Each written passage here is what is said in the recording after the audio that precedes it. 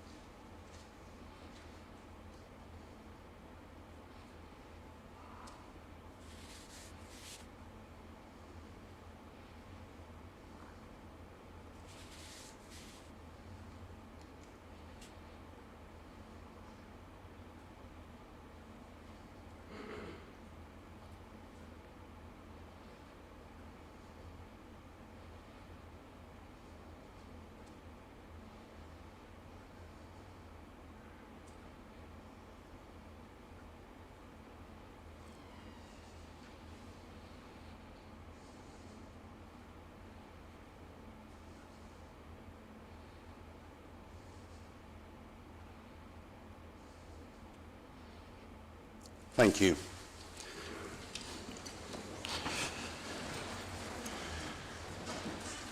I now ask the Chief Executive to report apologies for absence or lateness from this meeting.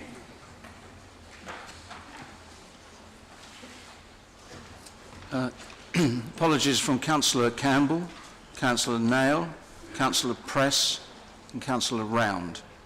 I don't know if there are any other apologies that wish to be mentioned by the whips. No? Thank you. Thank you. Do any members have a disclosable pecuniary interest in any of the matters before the Council this evening?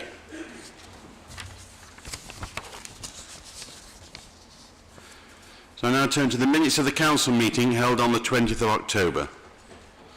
The minutes of the meeting of the Council held on the 20th of October have been circulated. I shall take these as read and signed unless anyone else has a point to raise. I wish to speak on the minutes. Councillor Mason. Thank you. Mr Mayor, the minutes record the motion on mental health, that mental health was agreed unanimously at the last council meeting, and of course I urge, as the motion asks, that council does redouble its efforts to ensure all staff, councillors and council committees receive regular trauma training and to aid them in their duties. After that meeting, I subsequently attended a residents' campaign meeting. Some had listened to the mental health debate, which I know some are listening to now, which leads me to request that on motions like this, a selection of councillors' comments are recorded in the minutes for wider readership. And here's why, Mr Mayor. These are residents who don't normally think many councillors understand the depth of the mental health trauma problem, especially in North Kensington, when some across the chamber will do, but it's not apparent outside. Listening to our debate, some of the residents I met actually thought that we sounded more human than they believed, sounded like we understood and empathised more than they imagined, which is surely a good thing, and I hope that remains their view after this evening. I also said that during the mental health debate and other meetings, including at my last OSC meeting, the impact of trauma can make people, including councillors, act in ways they wouldn't normally do. I told residents I wasn't immune and had slid into a state of depression and stress over a year ago due to personal and family issues and my own cancer scare that I didn't disclose to anyone because I was quite embarrassed to do so. And this affected everything in my life, including the way that I did my council work and my casework. And if I was in a normal profession, someone might have noticed the change in my behaviour, because I certainly didn't then. I don't think anyone does. So I told those residents that during this period, I, of course, had mistakenly wrote to someone in my council role when I was ill, and I certainly shouldn't have, and I had no idea that that's what I'd done in reality. And, of course, I immediately apologised to that person when I was told, and, of course, I repeat that apology here. I was going to give this councillor example during the mental health debate, but I persuaded myself it might sound like special pleading that I certainly didn't intend, because it was meant to be I proposed a motion and it was to do with across the council. But I didn't want it to be about myself. And even if I had, Mr. Mayor, it would not have been recorded. So perhaps not on all motions, but on more important motions, you might record the comments of councillors, because, as I said, there are some residents, and we all meet them, and I met them after this motion, who know more about us, and we sound, as they said to me, more human after they listened to us. And without humanity, we are nothing, Mr. Mayor, are we not? Thank you. Thank you very much, Councillor Mason. Thank you. I shall then sign those minutes as a true record, and thank you for your comments. So we now turn to item 4, public speaking. This evening we have set aside up to an hour to hear contributions from members of the public. Sue Ritchie from Mutual Gain is here this evening to facilitate this part of the meeting, so I now hand over to her. Thank you. Thank you, Mayor. Good evening, everybody. The first speaker this evening is from Bruno de Florence, and he wants to ask a question about traffic on Erdley Crescent. Esteemed councillors, I am here on behalf of Erdley Crescent Street Residents Association.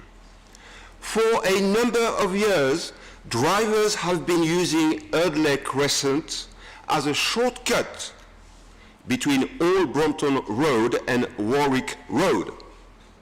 This has led to considerable increase in traffic flow, with the attending noise as well as car exhaust pollution, some of which settles in the basement flats. One potential solution could be a reversal of the traffic flow in Erdley Crescent. Now, can this anti-council, all of you, be counted upon to support us in achieving our goal for a cleaner and more friendly Erdley Crescent? Merci.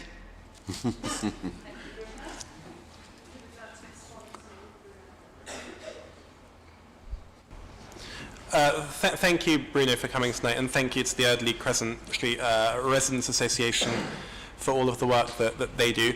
I know that traffic issues in Earls Court are extremely important, and there was a tragic reminder earlier this week in relation to a fatality at the junction of Cromwell Road and Earls Court Road, on which I know that we need to redouble our efforts to work with TfL to improve safety. I think we all want to see a cleaner and friendlier Erdley Crescent, and indeed wider Earls Court area. And I'm aware that ward councillors have been talking to residents about the pros and cons of reversing the flow. I would be mindful that any such change does have consequences for surrounding streets, and there are always second and third order consequences with changes like this. So we do need to have a wider conversation. I also think it would be premature to give too clear a view on this particular proposal until we've got more traffic flow data, which I know we're keen to do, and also to understand what the cost might be, and indeed what local people might think in that wider area beyond Erdley Crescent too. Given its impact on a TfL junction where Erdley Crescent joins with Warwick Road on the TLRN, TfL would also need to be supportive of any change, and indeed of any changes to signalling. So there are lots of issues to work through, but we certainly want to improve traffic flows across Earls Court.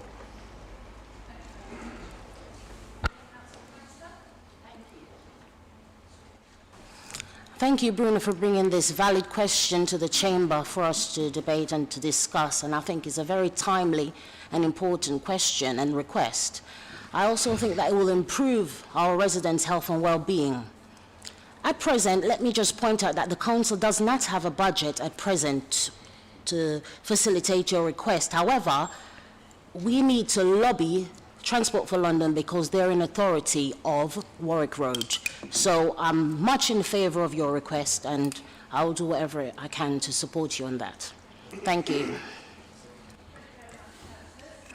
This question is being asked by Mark MacLeod, who wants to ask a question about planning and has a resident suggestion around that. Good evening, councillors. The controversy over Edenham speaks for itself. I urge the withdrawal of the current planning application for a design more befitting this iconic estate. With that said, a radically revised spatial strategy for North Kensington as a whole is required. To ensure we all fully benefit from the Elizabeth line, whether there's a station or not, we must lay claim to the airspace above the busy rail corridor that tears through our borough. I propose a superstructure of decking on which a linear development of homes, parks and workspaces will be built, stretching from Kensal Canal side to the Westway, finally stitching our urban fabric between north and south. Let's safeguard our borough's future as well as its past. Are we going to take some questions together? The next three, okay. Yep.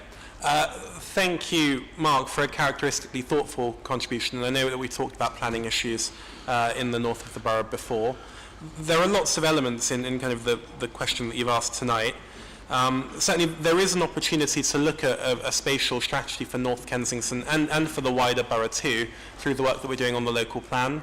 The local plan is currently being reviewed. We've done 2 rounds of issues and options consultations, and that is a significant moment at which residents really can shape the future of their neighbourhoods and what development will look like over the next 5-10 years. I think we all want to be guardians of the borough's future in this chamber. So that's certainly a shared aspiration. Of course, there'll always be a range of views about how best to achieve that, but it's certainly an aspiration I think we all share.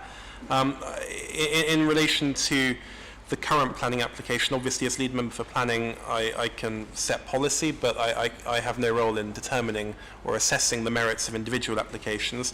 What I can say is that everybody in this chamber has signed up to delivering a minimum of 600 homes and 300 at social rent, and that clearly there are going to be some sites that are more challenging than others to bring forward. But I think we all stand foursquare behind that commitment, certainly on this side of the chamber, and I very much hope on the other too.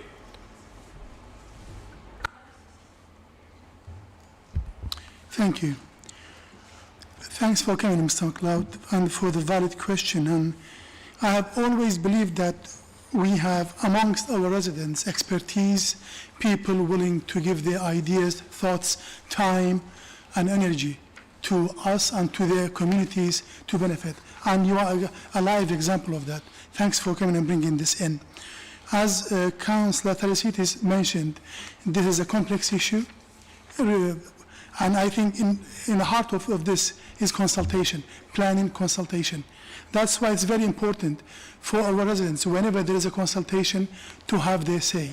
And for the council and the offices to make sure this consultation reaches out to everyone, all our residents. So thanks for coming, and I appreciate your contribution, and I support you. Thank you. Thank you, gentlemen. You can go back. And can I invite my other speakers to come and take a seat? And while they're doing that, we're going to take the next 3 questions together. The Mayor's going to ask the first question from Josephine Fox, which is about the Cheltenham Estate preservation of urban art culture. Then there's a question from Mary O'Donnell about social housing, social rents, and around Edenham Way Estate, and a question from David Keir on the co-design of the new homes delivery programme. So they're going to be taken collectively. So I'll start with you, Mayor. Thank you. So the question from Josephine Fox. The Cheltenham Estate is the home of the UK's oldest open-air public art galleries. The graffiti wall at the base of Trellick Tower, which has been central to the UK's urban art culture for over 34 years and is currently under threat from the Eden Way development. Throughout the consultation process, the results of the residents' feedback survey were overwhelmingly in support of preserving the wall. In fact, the results were far more favourable than other proposals which have been pushed through as a success by the Council. Furthermore, Mayor Khan's 2019 Cultural Infrastructure Manifesto protects spaces of creative significance and includes 2 existing graffiti walls. What commitment can you make today on preservation and investment of this unique part of London's cultural infrastructure?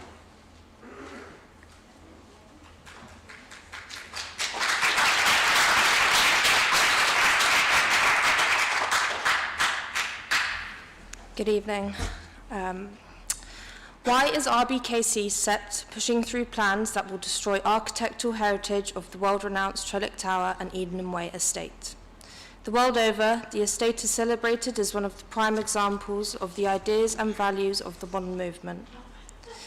As custodians, RBKC have a responsibility to protect the integrity of the historical and architecturally important site, and as a duty of care to the residents and the wider community that has thrived despite years of neglect and mismanagement of the estate. Residents have been told that the proposed scheme will provide much-needed social housing within the borough. Of the 110 homes planned, how many of these will be for social rent? Thank you.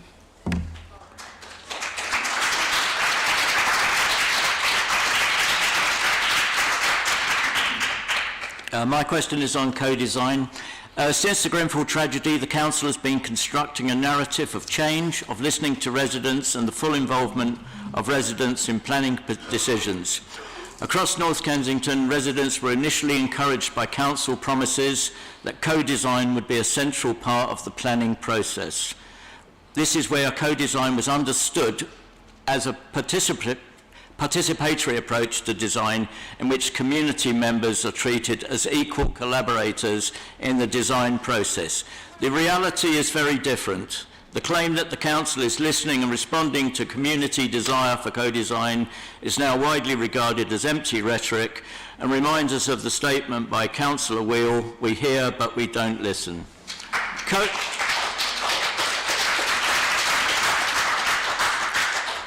Co-design for the Council means a carefully managed consultation process which generates few responses and is viewed with complete scepticism by most residents in North Kensington.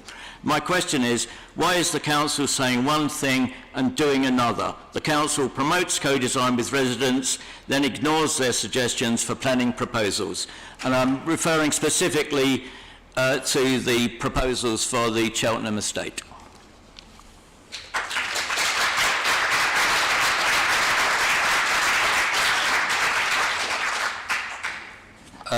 Okay, thank you, Mr. Mayor, for allowing me to respond to these 3 questions together. And can I thank all the speakers for attending and for those that have submitted their questions. So, and Eden is going to be discussed further in the council meeting with the petition. But the questions highlight 3 key areas of focus on this project. I mean, firstly, the process of community engagement and co-design. Secondly, the heritage of this very important site. And then finally, the retention and the inclusion of the graffiti wall, which is a unique part of London's infrastructure. So, starting with you, David, and your question, and I'd like to answer your question and also give an apology. Co-design means different things to different people. It has many different definitions. And regretfully, this council did not make it clear what type of community engagement we were embarking on. Genuine co-design cannot be used for a full project in this case, but it can be used for elements of this project. Not defining the scope of co-design has led to confusion and to distrust, and I accept this and I apologise. In the context of projects such as Maxilla and the Grenfell Projects Fund, co-design has a defined budget and gives residents equal decision-making power to the council. But in the context of our new homes programme, and the council holds a responsibility to the housing revenue account and for delivering the overarching council objectives of 600 homes, 300 at social rent. So we can implement co-design on elements of the design of the development, such as landscaping, graffiti, the usage of the buildings, but when it comes to the number of homes we can deliver, local residents are not going to have the final say. And we have to be clear on what we must balance, what residents want, with the site constraints and this council's commitment to build much needed homes. That being said, it's important to recognise that residents have already made a significant contribution and influence to this decision. And this leads me nicely to Josephine Fox's question and a few examples of how residents' suggestions have changed the planning. During the first consultation, there was strong support for retaining all of the graffiti walls, which would have had a significant impact on the number of homes that we could build. And the support was also needed to be balanced with residents' concerns about the potential antisocial behaviour and use of this open space, and with keeping a proportion of the wall. So the council recognises the importance of this graffiti space and to the culture of London, and we are embracing the graffiti and celebrating its artistic expression in the community. And in response to those who were in favour of preserving the current location of wall, we are incorporating 58 metres of the original graffiti wall into our scheme. So, to include all residents and the wider community, and also we're going to expand the graffiti space to include terrace seating, space for ball games and soft sunken garden. So this council does listen to residents and does include residents' suggestions, and we balance the diversity of the community's feelings and opinions to develop solutions for everybody. So yes, Josephine, I'm very happy to commit to that here again tonight. We will be co-designing the landscaping of this site, and would also welcome further participation to improve the way we're incorporating this graffiti wall into the design, and this leaves the door open for more discussion. So moving on to Molly's question, Mr. Mayor, we have increased the number of homes to 112 without changing the scale and height of the buildings, and the number of homes being built is fundamental to the overall viability of this scheme, as we need to ensure the development does not place a greater burden on the housing revenue account, which our residents fund from their rent. So, a minimum of 50% of these new homes on the site will be at social and key worker rent, but we are committing to maximise this, and we're working very hard to increase this number, having heard what residents have to say. 50% of the new homes will be open market, and these aren't going to be sold, but they're going to be rented, and that gives us the possibility of transferring them into social housing stock when financing permits. Overall, the council has committed to a minimum of 50% social homes in the new home programme, but it's important that these sites are tenure blind and of mixed tenure, so we don't want social and private housing to be separated. We want it to be mixed and to provide a strong and diverse community. The other element of Molly's question is about the architectural heritage of this site, and this has caused much debates with the residents, and how does our current plan respect the vision of Erno Goldfinger. And we have taken the utmost care in ensuring that the new development echoes and builds on Erno Goldfinger's vision. His work is known for a mix of building heights and for the utilisation of high-rise structures, allowing a far more open and green space for the community. And in Goldfinger's own words, the whole object of building high is to free the ground for children and grown-ups to enjoy Mother Earth, and not to cover every inch with bricks and mortar. So we've explored numerous iterations for the space, consulting with both residents and the community, and we believe that hierarchy of scales on this site allows Goldfinger's logic and will deliver homes alongside open areas. Councillor Taylor-Smith, I realise that feelings are very emotional, but it is respectful to everybody to listen to what people have to say. We may not agree with it, but please can we respect other people when they're talking? That's all I ask.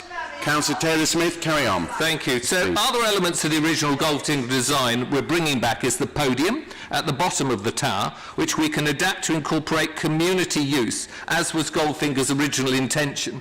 And the new building's slenderness and proportion echoes Trellick's slender form, and it will complement the tower, which affords a 65% increase in the space available to the community. And as the planning application is accompanied by a comprehensive heritage impact assessment, the team has been working closely with consultees, heritage matters including historic and our conservation and design officers. So in phase one of the New Homes programme, we had a consensus with the community, and after community goes on Edenham, this has clearly not been the case, and this causes me great regret. I do appreciate the effort that people have made in contributing to this debate and upset of having such a large development on their doorstep and the impact that this is going to have. Local residents have made it very clear that they're not against us building new homes, but they do not agree with the amount of homes we are proposing. Can we please have respect for speakers when they are speaking, please? This site is the second Councillor largest Taylor-Smith, site that we have in our borough, and an opportunity to build new homes, and this cannot be missed. Thank you, Mr. Mayor, and thank you, speakers. Can we...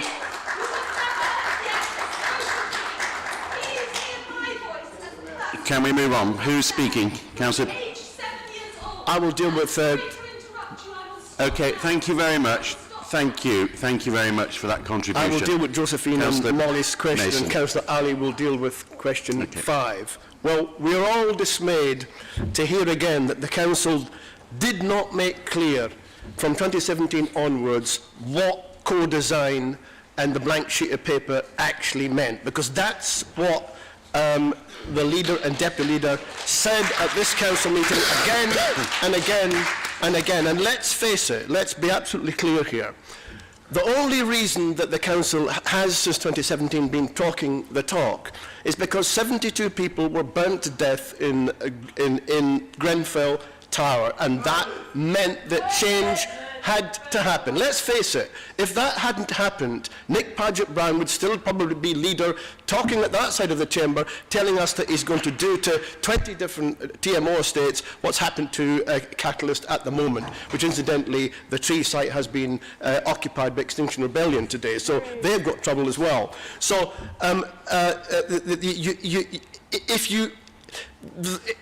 the detail has come after the fact that the trust, the council asked the community and the residents to trust them on their word. And I heard what the community said, and I thought that the leader and deputy leader meant what they said when they promised residents that developments and improvements and so on would happen on a blank sheet of paper with them. Nobody thinks that when that has all gone through, that the final say will go with residents. But that's what's happened. That's the end of the actually end of the process. Now after Grenfell, the council commissioned the Centre for Public Scrutiny to do the Change at the Council report, which I've got in front of me, and which my scrutiny committee, the Executive and Corporate Services Scrutiny Committee that I chaired, with other councillors, some of whom are still here, we looked at that and we scrutinised that, and they said a whole lot of things, which I no doubt everybody here has read cover to cover. But one of the things they talked about was trust. They talked about a lot of things, and they said, in the context of what we are just saying, they said, according to the research done by Mayer and Davis and Schoorman, published in 1995, earning trust, and they meant in the context of residents in North Kensington and so on, that earning trust depends on 3 things. The first is that you do what you say you will do. The second is showing that you care about the person you are asking to trust. And the third is acting with integrity. And I would suggest that if you... irrespective of the fact that I understand all the arguments about finance, and I understand all the arguments, but the point is, it's not what residents were offered. They were not offered that deal.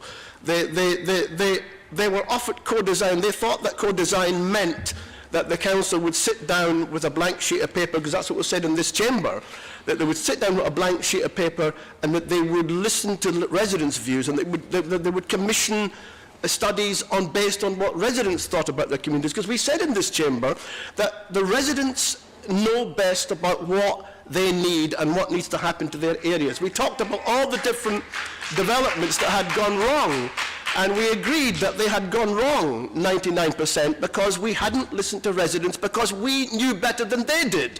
The people we hired knew better than they did. And I'm sorry to say that the people that we hired and some of the people in this chamber still are acting as if they know better than the residents. And you know what? We don't. We kept saying that we are their servants. We are their elected representatives. And I don't have political power to change what's happening in Eden apart from campaigning. But clearly, if you have so many residents against you on a development, and we can see from the surveys that we're going to look at in the Edenham petition later, if you have so many people against you across so much of the development, there's something wrong with the way that you're working with the residents, or there's something wrong with the development, or both. I mean, it's not enough to say that these people are, we may not say it in words, but these people just don't understand what we want to do and what we have to do. We understand the pressures on the council to produce housing. Yes, you're right, we do want housing. They want the housing as well. We understand that the government's, the Mayor of London's housing targets are tough. We understand all of that. But understanding all of that in 2017-18 onwards, we still said that we would bring the residents with us, that they were the most important people, that they should have been listened to, and we said in this chamber that had they been listened to at Grenfell, we might not have had 72 people dead, and who knows if the Grenfell inquiry will conclude that.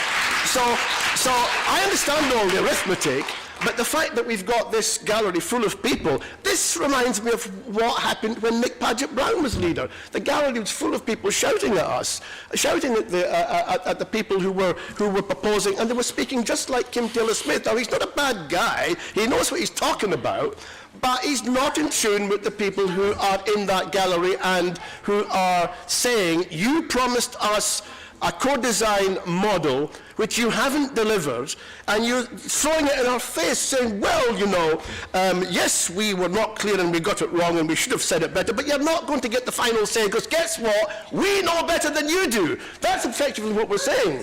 We know better than they do, and we're not going back to the drawing table, right? We're not going to listen to you. Well, it sounds like nothing has changed. So we're for the last 3 years, the council has been talking the talk, but we're still not walking the walk, right? It's just a fact, because we would not have this situation, and we're going to have more of it. I think, I don't know how what it will cost, but you need to go back to the drawing board. It's their estate, their housing, their area. They pay the rents, they pay the council tax, they pay the taxes. They work in the groups, they work in the volunteer. It's their area, it's their housing, it's their community, which we keep telling them that they need to look after and get busy doing. We need to listen to them. We need to go back to the drawing board and not just bulldoze over them. That's what happened during the Paget-Brown and the Merrick-Kell era, and I've been here for 30 years, and that's what I've had. And this sounds just like that. I'm sorry to say, but this sounds just like the sort of we know better than you attitude. You just don't understand finance. You just don't want whatever argument, right? Rather than admitting that if we got it wrong, we need to go back to the drawing board. It doesn't matter what it costs. We said we wouldn't do this. This is what we said was wrong, right? This is what we said was wrong. We need to realise that you know, we need to go back. Thank you. I'm not being rude. Sorry. Can I just say... No, we've got another answer coming here, please. This is a meeting for councillors. The public are going to have the say in the petition, so let us answer the questions. Thank you very much. Thank you, Mr. Mayor. Thank you, David, and thank you all of the speakers this evening. If I were to start, just a bit of background, exactly what's happening now at the moment. Of course, the council is one of the councils that has a lot of people, in fact, one of the highest, if not the highest in temporary accommodations outside of the borough, and that's why this council is building new homes, thanks to the London Labour Mayor of London, who gave us millions of pounds to build new homes. And the leadership promised when they've got the millions of pounds that they will work with the local people, residents, councillors and local councillors to co-design and help residents. But clearly that promise has now failed. And as much as I understand the apology coming from the lead member and of course the Institute tonight for as the leader, I think it's good to apologize sometimes and get it wrong. But one thing we cannot accept, and it's not acceptable, is Mr. Mayor, is to just apologize. Apology is not good enough when tough decisions needs to be made, and when we have a residents from Goulburn and from all of the borough actually talking about the new homes is just not good enough to apologize. So I would say we, the Labour Group, have been doing everything we can to support the majority party to make sure that these new homes to be built. But one thing we cannot do is to listen on their behalf and govern on their behalf. If they cannot govern and listen to the residents and give the opportunity to co-design, proper co-design with them, I think it's about time for them to give in and step aside. If not, let's do the right thing for our borough.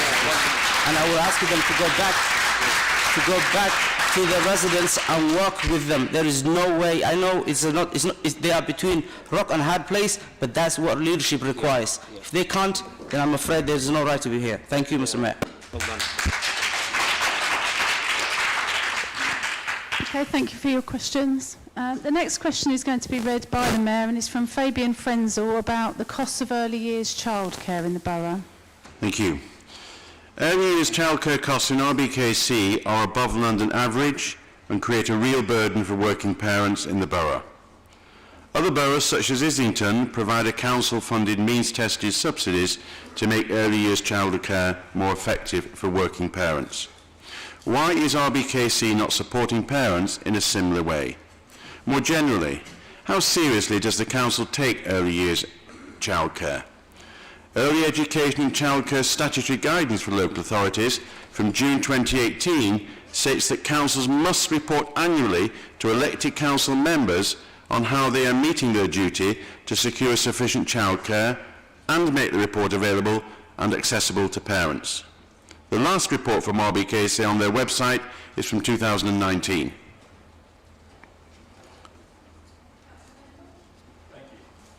Thank you, and I thank Mr. Frenzel for his question. I know how much childcare and early years education is important to our residents, and I think we really stand up for them in order to do that. So, early childcare, I should say, and early education varies quite significantly between different London boroughs. In RBKC, our child care fees are in line with other inner central London boroughs, similar to Kensington and Chelsea. And in Kensington and Chelsea, we are responsible for running 3 nurseries in RBKC. Quite recently, I visited the brand new St Quintin's, which is absolutely amazing, and the services that we provide. These prices that the council runs are lower than other nurseries in the borough. And we do offer placements for vulnerable children, those people who need it, through the 15-hour free childcare places that we offer per week. Parents that we have found and surveyed found these accessible, affordable, and whatnot based on their feedback. In terms of the second part of Mr. Frenzel's question, the council takes early years education and childcare extremely seriously. As people may know, our childcare and schools are all good and outstanding in every way, and we have a dedicated service focusing solely on early education and early childcare. And we ensure that it's diligent, flexible, affordable, and of high quality. And as I mentioned, we're refurbishing our things. I am answering the question.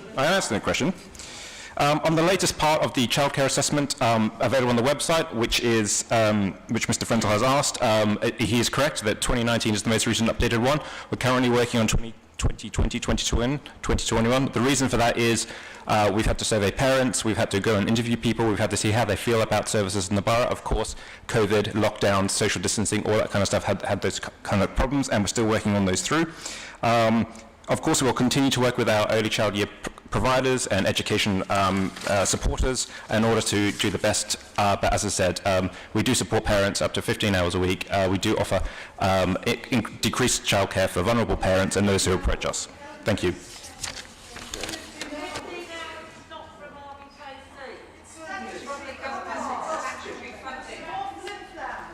Councillor Atkinson.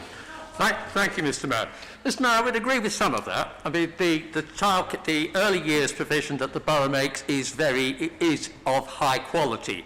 However, there's certainly not enough of it, and it's certainly not affordable for ordinary people in this borough. And I would point out that for the second year running, there is an underspend in the borough's early years budget, second year running. So I would go on from that to say that we could do more and we could afford to do more.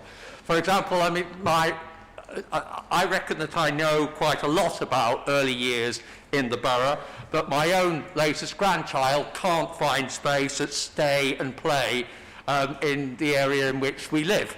So the idea that we're just not providing enough and we're not meeting demand. Now, what's missing from all of this is the role of central government, and central government has not taken early years seriously at all. Since the election of Tory governments, the leading role of Sure Start, which was one of the achievements of the last Labour government, has been done away with. And this council has done very little to protect the inheritance that was put in place during Sure Start. The costs of early years are much higher in London than elsewhere in the country, and that should be taken into account when national government is depending on funds. Now, the final thing I would say is that when this borough took on education from Ilya, it inherited 4 very good nursery schools. It is now down to 2 of those schools, so I'm sorry, I must take issue with the Conservative spokesperson. I don't think you do take early years seriously, and I would suggest that it's time that if you wish to have a balanced population, one of the things we should be doing is taking care of early years. So do something, don't just talk about it. Thank you. So the next question from Carol Heveder, as I need to read out. There is significant building work on High Street, Kensington, some of which is hugely disruptive to residents. What is the Council's plan for the rejuvenation of the High Street, and what is the mix of residential, office and retail space envisaged for these buildings? And in what way does the Council expect them to contribute to the regeneration of High Street, Kensington as a desirable place to live? Councillor Bowles. Thank you very much for that question, and I appreciate that given there are 5 major building sites on Kensington High Street, it has been hugely disruptive to residents, and especially in the last 19 months when a lot of them have had to work from home unexpectedly. And unfortunately the approval for the developments was given before obviously one knew that the pandemic was going to come along and disrupt working patterns. But I wanted to give you the actual figures, and I can give you more details if you'd like to have them after this meeting. But of the 5 new major sites on Kensington High Street, between them, they are going to deliver an extra, and this is on top of what's already there, 7,400 square metres of new office space, 1,400 square metres of new retail and leisure space, and 63 new homes, 30 of which will be on-site and affordable. And no housing has been lost as a result of these developments. So you ask us how this new space is going to help regenerate the High Street. Well, I don't know if you've been down there in the last week or so, and if not, please do, now that some of the new building work's been unveiled, and the buildings certainly look fantastic. And obviously having that much extra office space on the High Street will really rejuvenate people shopping at lunchtime, people coming to the area, and give the local economy a boost. I got some stats on what was happening on Kensington High Street, and unfortunately this was on Wednesday, and on Thursday we heard about the new variant, which obviously is going to change things slightly. But on Wednesday, 8 out of 10 of our major high streets had returned to 100% pre-pandemic spending levels. And the high street spending locally in places to eat was up 7% compared to the same period in 2019. And also, of all the current empty retail spaces on Kensington High Street, they have all signed or just about to sign a new lease. So the council are absolutely passionate about supporting our high streets. I am myself. And one of the key actions that we're taking is to encourage business improvement districts, BIDs in the area. And recently, a business improvement district has just been approved for the Brompton Road and also for the Kings Road just last week. And as of next week, the brochures are going out to all the businesses on Kensington High Street with a business proposal for Opportunity Kensington, which is for a bid on Kensington High Street, which I'm incredibly excited about, as this will bring all the businesses and offices together to work together, and essentially, and hopefully if it's, the proposal goes through, which will be agreed in February next year, it will bring an extra 5 million over 5 years, which the businesses themselves will be able to spend on the high street for public realm improvements, environmental identity and security projects along the high street.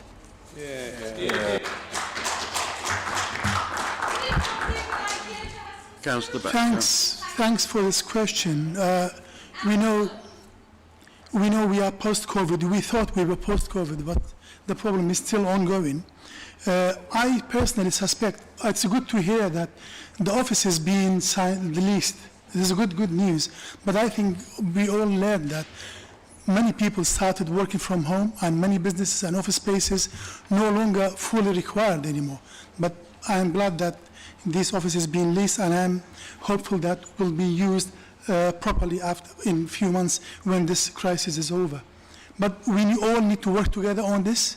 We need to promote and help, and the council, I think we have schemes to help new businesses for the first year for business rate, so that should be helping. Thank you.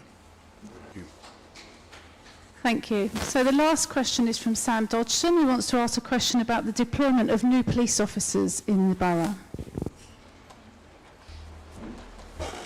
Good evening, Council.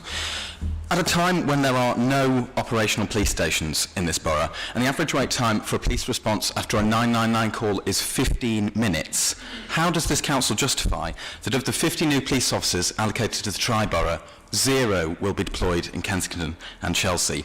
How is it that the leaders of this council have fallen so out of touch with the safety of their own residents that the lead member for community safety, nor anyone else on the committee, knew about this change before it was too late and had already happened? As seems to be a theme tonight, this affects residents of North Kensington far worse, who are now 2 miles away from the closest operational police station. Why are councillors not treating resident safety as a priority?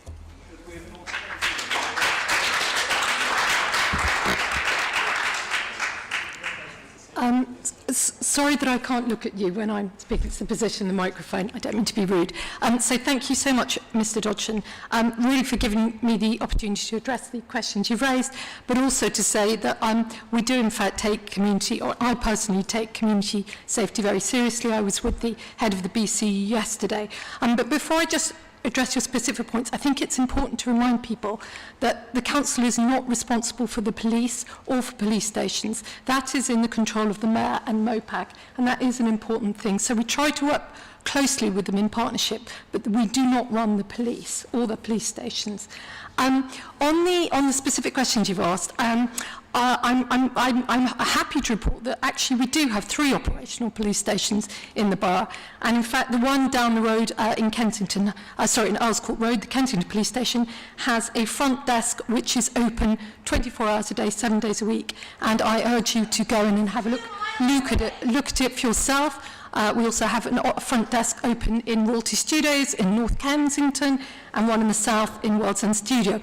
But I should stress that MOPAC, the mayor, are trying to sell the police station in Notting Hill Gate, and we are trying very hard to persuade them to sell it to us so we can keep it for community use and for the police.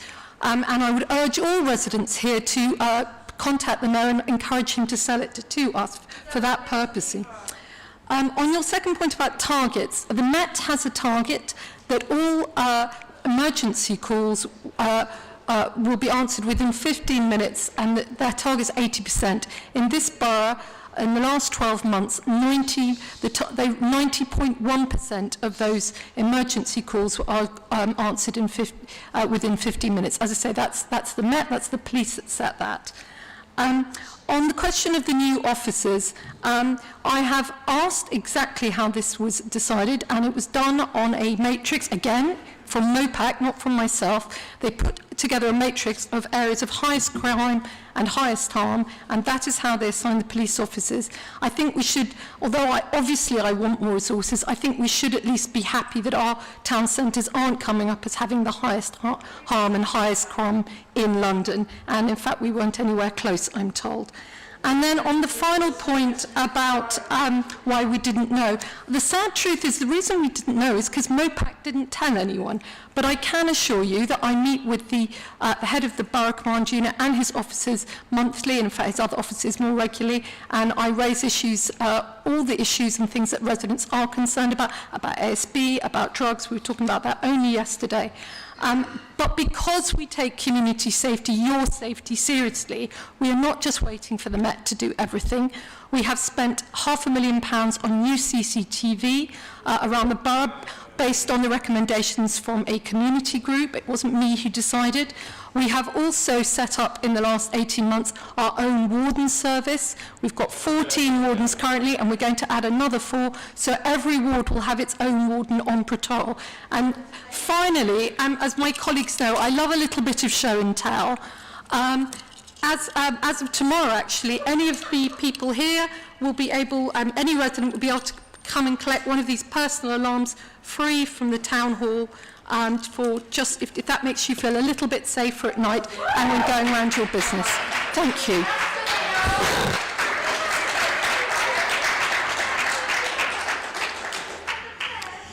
Thanks for coming, Sam, and bringing this important point.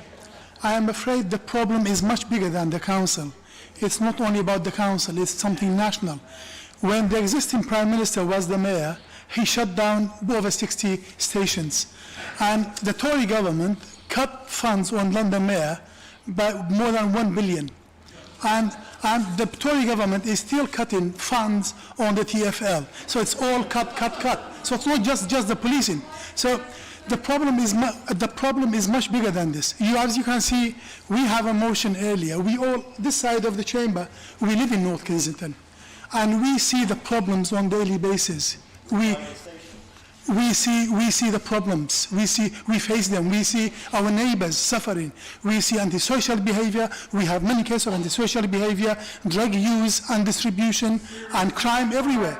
We need police. We need more police. We need stations, yes, but it's for the government to fund the Mayor of London so he can keep the stations open.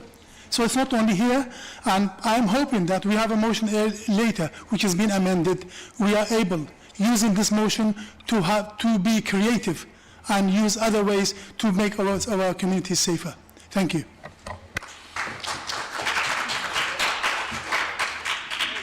Thank you very much, and can I once again thank all the people who've come here and asked questions today, and you will get a full response in due course. Thank you. So can we move on to item number 5, petitions?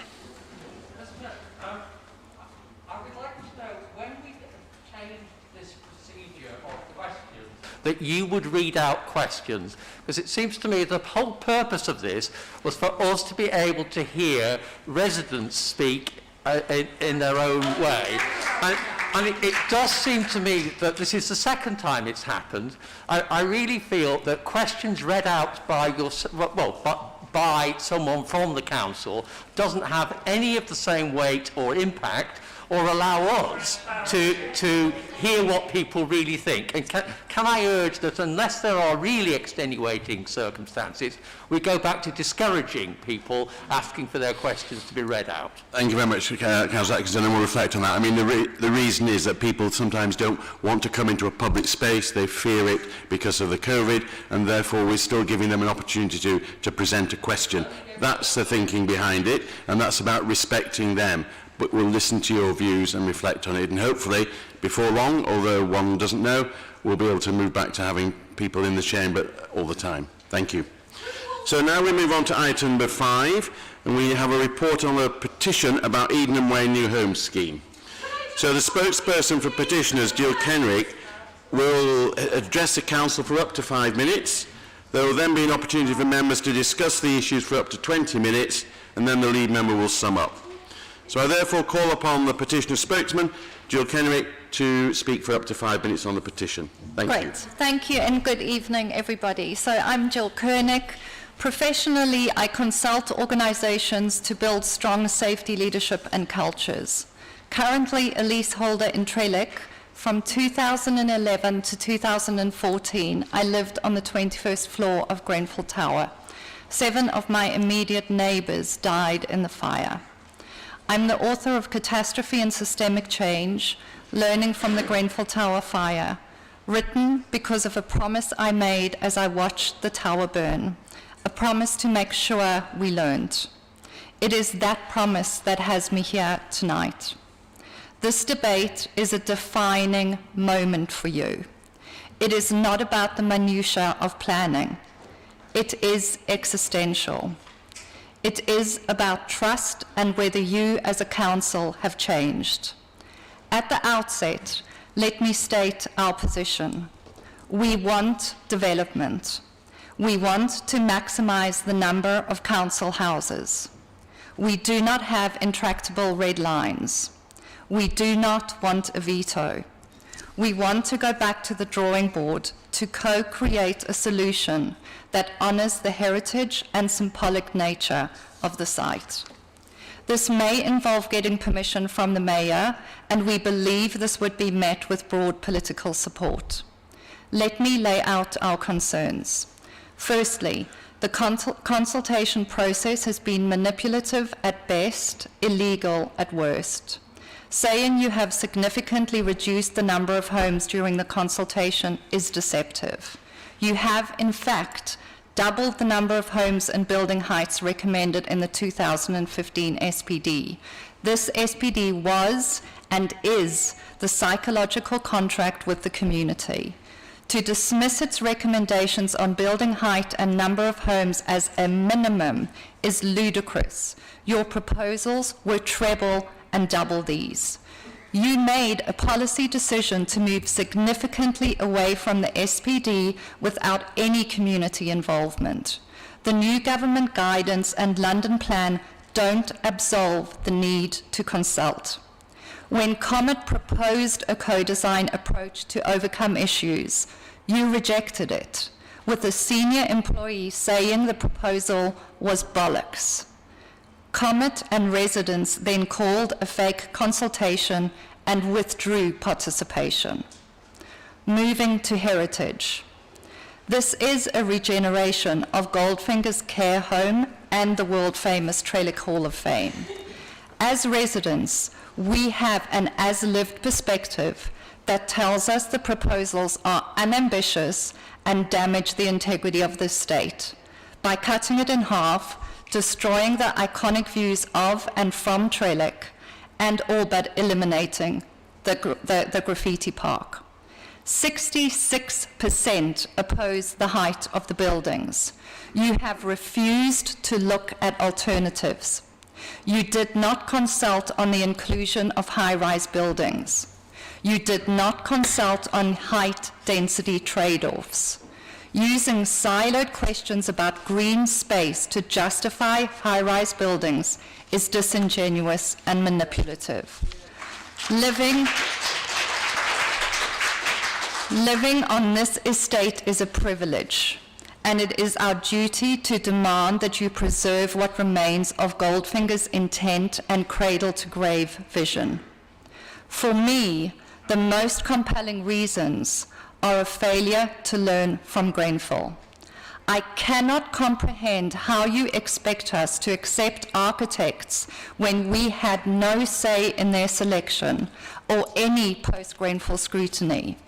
Architects selected in 2015 under the Paget-Brown Fielding Mellon regime and overseen by Laura Johnson. You have provided no plans about how you will address the existing inequalities in North Kensington and are now adding thousands of homes. You did not hold conversations about fire safety during the consultation, on a site proposing multiple high-rise buildings and restricted access. This lack of willingness to go beyond tick-box compliance shows a failure to understand the trauma of a community who watched Grenfell burn and see its shrouded remains every day.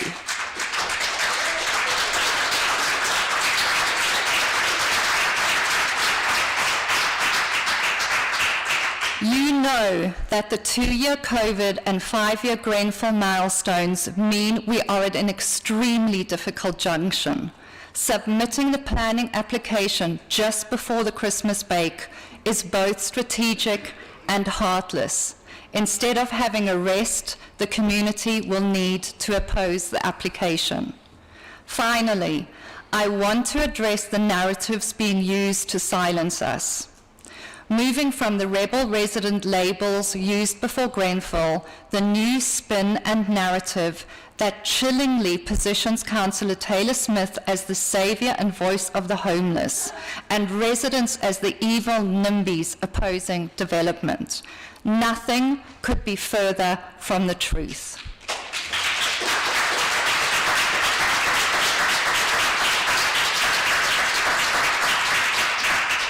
In 2014, I attended a Grenfell refurbishment consultation.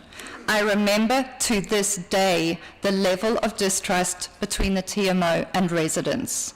What haunts me is I get that same feeling here and now about this development.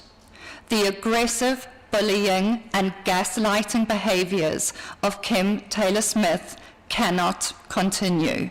The lack of any sensitivity, empathy, or appropriate leadership is chilling. Do not kid yourselves that this will all be okay. Do not kid yourselves that this is somehow different. I said at the beginning that this debate was existential, that it was about trust. Make no mistake, your response will either build or destroy trust. In halting the proposal, you will not be saying no to development or housing. You will be saying yes to operating consistent with your constitution and post-Grenfell promises. You will be saying yes to working together to create something worthy of the heritage of the site. You will be saying yes to change, and you will be saying yes to hope. Thank you.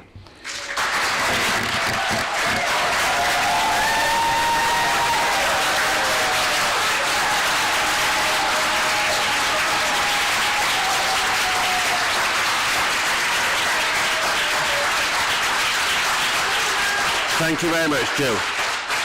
Thank you very much. And now open for debate with councillors. Councillor Lowry, you wish to speak. Thank you to Jill for an extremely dignified speech on behalf of the 2,500 residents of North Kensington who have signed, unequivocally stating that this project must not go ahead. Mr. Mayor, unfortunately, this is far from the first time that the integrity of the Cheltenham estate, one of the most historically significant of all post-war housing developments in this country, is under threat. The callousness is exacerbated when one takes into account that Goulburn Ward, where the estate is situated, is statistically the most deprived ward in Greater London across multi-deprivation indicators. This means the neighbourhood of 500 households, encompassing the whole Cheltenham estate, that includes Trellick Tower, is still suffering the deprivation which inspired Erno Goldfinger's vision that the residents of this part of London deserve the best quality housing on a cradle-to-grave estate with all the services they need from early years to end-of-life care. Successive Conservative cabinets in this council have a long history of attempting to regenerate or eradicate Goldfinger's legacy altogether on the premise that they control it. Never forget that when we talk about the estate as an asset of the council, we are talking about people's lifelong homes, their prized possessions. It isn't the council's asset, it isn't the Conservative Party's asset, it is the residents' asset.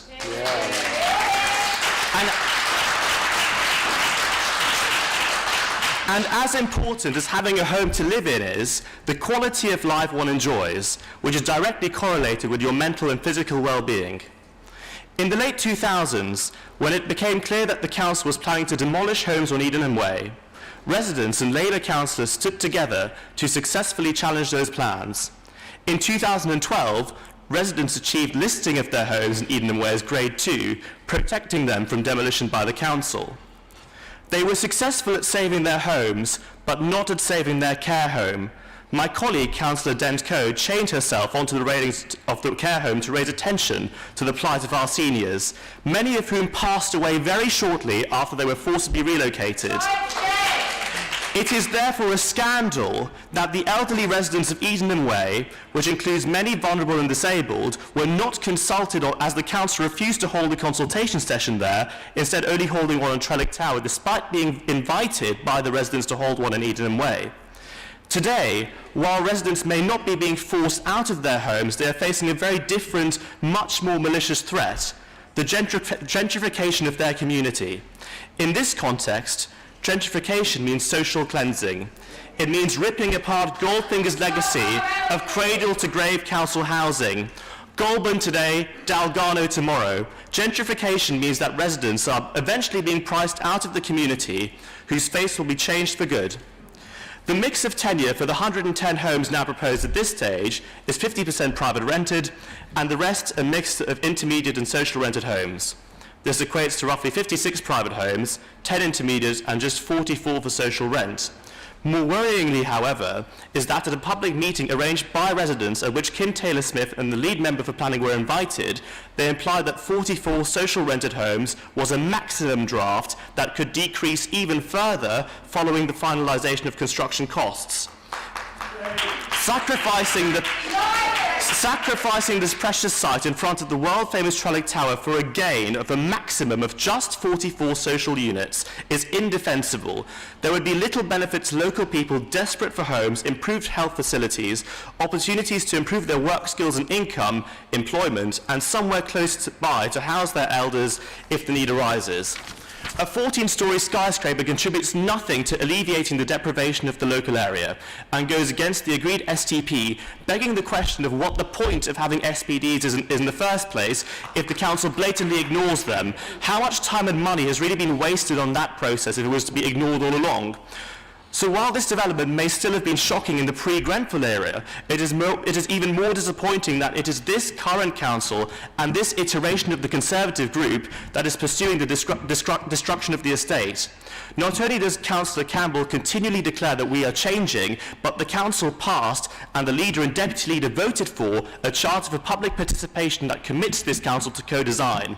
To quote the charter verbatim, quote, "We will listen to views and opinions and where there is a clear local consensus, take this into account in council decisions." Let me explain to you, Kim Taylor-Smith, what co-design is, because this is how the council formally defines it.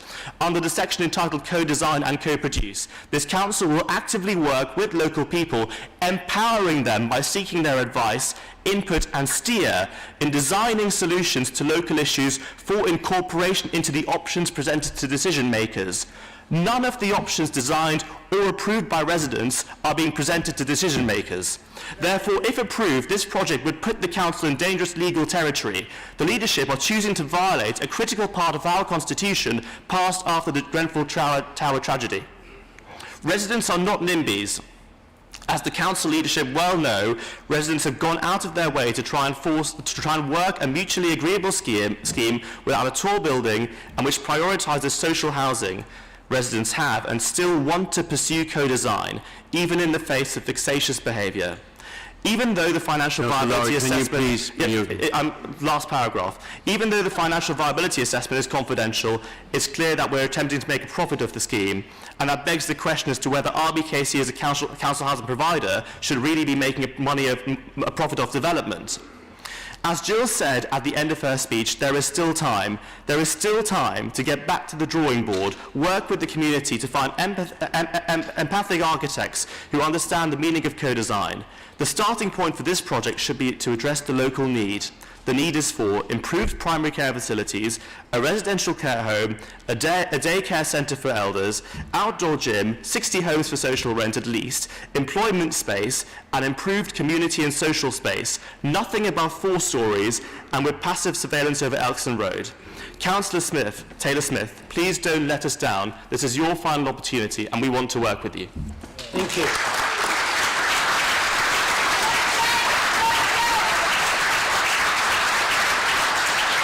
Councillor Mason, you wish to speak?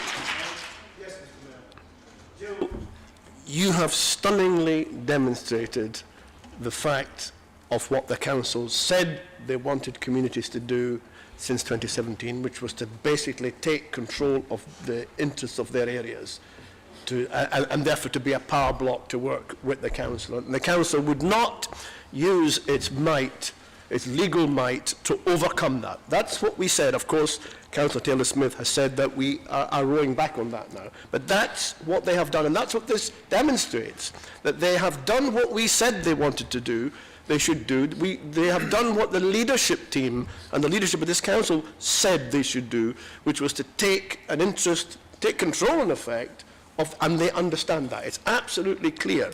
And therefore, what we have heard otherwise is, as Jill has said, a failure of the council to learn from Grenfell. And we are all, of course, shocked to realise that the architects were selected in 2015 and that we, under the Nick Paget, Brown, Rock, Fielding, Mellon leadership and under Amanda Johnson, who we have all heard at the public inquiry, I thought we were done with those. We were done with those days. So there's a clear disconnect between the policies, as Councillor Larry has mentioned, and what they have all been working for, not just here, but across North Kensington, and even before Grenfell, they were doing that with the North Kensington Library, the Warrington Green College. They were doing that despite the kickback from Nick Paget Brown and his administration. But they thought they had the green light to go since 2017. That's what we said in this chamber. When I say we, I mean we as a council passed all these policies that we would not use. In fact, the Centre for Public Scrutiny change at the council said that the council shouldn't be using its might to overcome local, we called it resistance, but local interest in managing their own areas, in deciding with the council how they wanted, on every level, their own areas to work. And 2,500 people have signed the petition, which is why we are here. And we are elected representatives, and I shouldn't be an elected representative if I was not to represent what looks like a majority, is a majority, according to our own studies in this report. In 6.1 of the report, it states that the approach taken, and I quote now, the approach taken to consultation, we said this earlier, is to consult on what we propose to deliver and not to consult on if it will be delivered. And we've discussed the reasons why that's a rollback, whatever. And we said, we talked about the blank sheet of paper and the genuine co-design, and Councillor Larry also did, approach to developments repeatedly promised in this chamber. Now, the process described in 6.3 of the meetings between Comet, which is the Council for Meanwhile Gardens, Edenham and Trellick, and the Council, of course we know it's not a blank sheet of paper.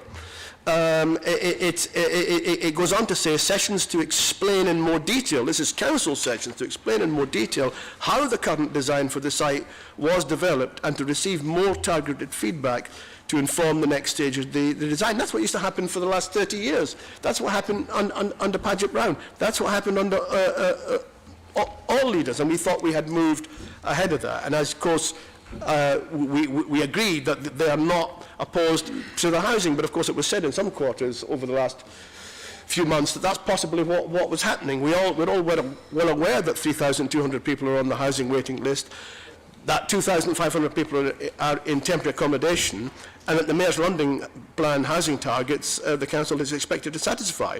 But of course, and they know that, they read everything, they have control of this. They know this, and of course anyone who implies that they don't understand this, instead of wanting the blank sheet of paper to do what they want to do, because that's the other thing in the past that we used to say in this council, The residents who live in these areas have got a multiplicity of skills.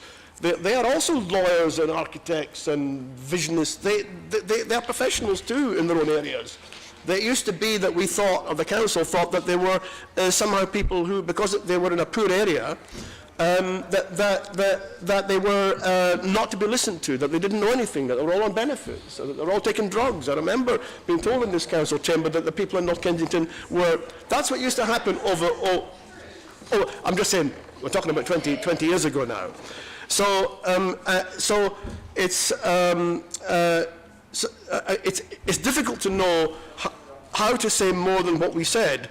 What they want, what we said earlier, what they want is what they believe they were being offered after the Grenfell fire.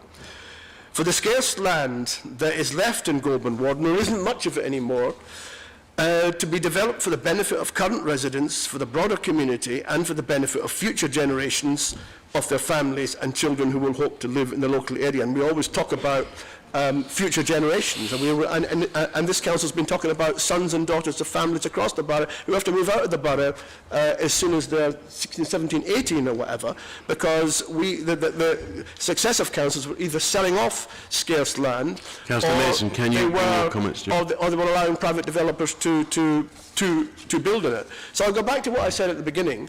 The council needs to recognise that intellectually and planning-wise, and the fact that they live in these areas, they should be looked at as an equal partner to the councillors, and we're meant to represent them. We represent the residents. We keep saying that, and not use all these arguments that I understand. But the basic thing is that the council has failed to carry out its own policies with relation to the interests of those residents. Thank you, Councillor Mason. Thank you. Would any other councillor wish to speak on this topic? In which case, I now will ask Councillor Taylor Smith, please, to sum up. Thank you. Quite a lot to sum up on. So I think, first of all, let me just start by thanking you, Jill, for bringing this petition and for the hard work for the residents of actually collating this decision. It was clearly a mammoth achievement, and also thank you for my fan club to appear this evening on such a cold December evening. So as I say, special thank to you, Jill, and everybody who's contributed to this debate.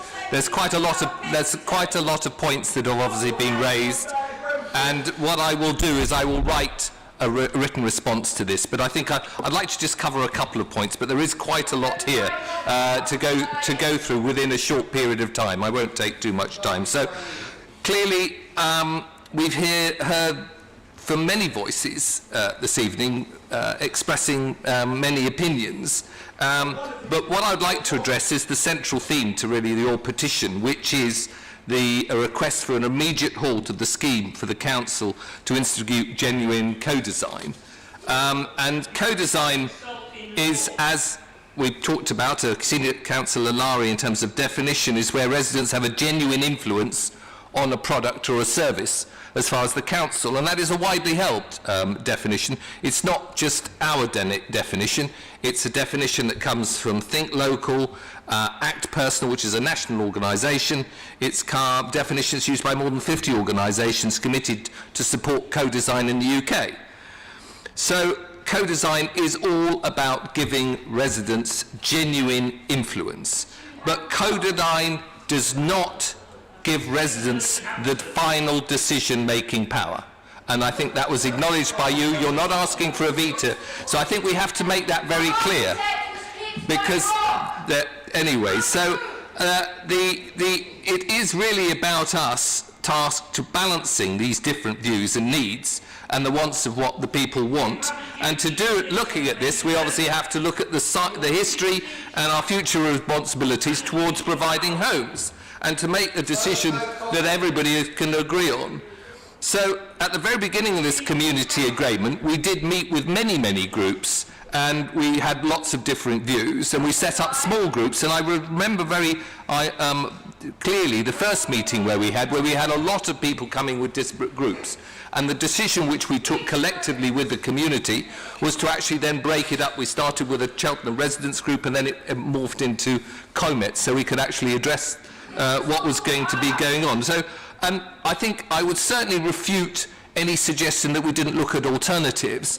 I think we came to an issue, and it's a question that I've asked you many times, Jill, and it's a question I asked the Labour group as well, is that first of all, where are we going to build the homes, and secondly, how many homes would be acceptable to build on the site? Because, I mean, that's really where Councillor Taylor Smith, please pause. Is where Can we have some respect and listen, please? Okay. There's no point coming here if you're not going to listen.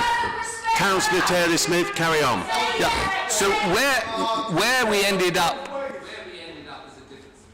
is what I will refer to as the red line, and the red line being the difference between 64 homes and the 120 12 homes which we're now looking at the moment. So, you know, the number of homes is not something that we could genuinely co-design, and that's why the council has to make a final decision.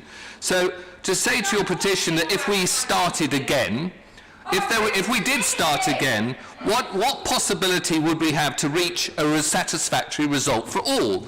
Because a satisfactory result for this council would be 168 homes. And a satisfactory result for the consultation that we've had with you, Joan, is 64 homes, which is the amount within the SPD. Our final solution of 112 homes is exactly in the middle, and that is what I would call a classic compromise. And we spent many hours and we spent many Tuesdays, and I know you came late to the piece as far as those meetings with comment are concerned, Jill, so you might not be aware of the many hours spent in terms of looking at these designs, is that we spent many hours producing lots of dimes to bridge the gap, and we weren't able to do it. So I think it is fundamentally unfair. I also think it is fundamentally untrue to say that we have not given the local and wider community the opportunity to have a genuine influence at every stage of this process. And if the residents had not genuinely influenced this development, if we had not listened to them, it would be 4 stories higher. We would have 56 more homes. We would not have a graffiti beach, we wouldn't be reinstating the podium and addressing some of the issues in terms of the deprivation of Goldbourne, which is acknowledged, and I do wish to have a plan to address those issues in terms of providing additional healthcare facilities and community centres. Anyway, Mr Mayor, I think it's probably better that I wind down now, and I reaffirm my pledge is to give you a written response to your petition, but thank you again. Thank you very much. And thank you very much again to Jill for coming to present your petition. Thank you. Can we now move on to item number 6? In the absence of the leader, we are now moving on to item number 6. In the leader's absence, I now call upon Councillor Taylor Smith as Deputy Leader to address the Council for up to 5 minutes. Can we now, we've given that a chance to have a full debate. Councillor Taylor Smith, will you now please address in the absence of the Leader? Thank you. Yeah, thank you. So, Mr Mayor, unfortunately... Can we please... Okay, your message has been... You've made your message, madam. Thank you. We're now moving on. Councillor Taylor Smith, will you speak, please? Councillor Taylor Smith, do you wish to speak? Councillor Taylor Smith, will you speak, please? Okay, Mr Mayor, unfortunately, Councillor Elizabeth Campbell is unable to be here tonight due to a family emergency. Okay, and we wish her well, that she, and also to say that she and our family are in all of our thoughts. The rise of COVID-19 rates across the UK and the arrival of the new Omicron variant has understandably caused concern for us all. Okay, according to standing orders now, unless we have quiet in the chamber, I'm going to adjourn this meeting. We have business to conduct. We have business to conduct. We have business to conduct, and we need to move on to the agenda. With respect, if you do not be quiet, we will adjourn this meeting and nothing else will happen. Councillor Taylor-Smith, will you please speak? So, Mr. Mayor, in response to the government has announced that the face coverings are now compulsory in shops and other settings, including banks, pharmacies, post offices. Taylor-Smith, will you pause, please? Madam, as a special, if the rest of the chamber is quiet, if you allow me to speak, will you listen? Will you listen? I'm about to say,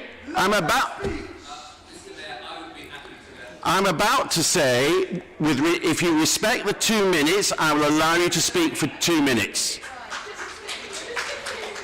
Can the rest please be quiet, and can we hear what the lady has to say for 2 minutes? Please speak.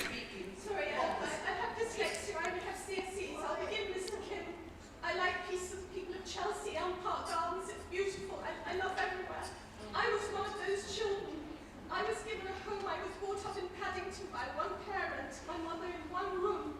At age 7, she was given eventually Chelwick Towers. It was brand new. There were few residents there.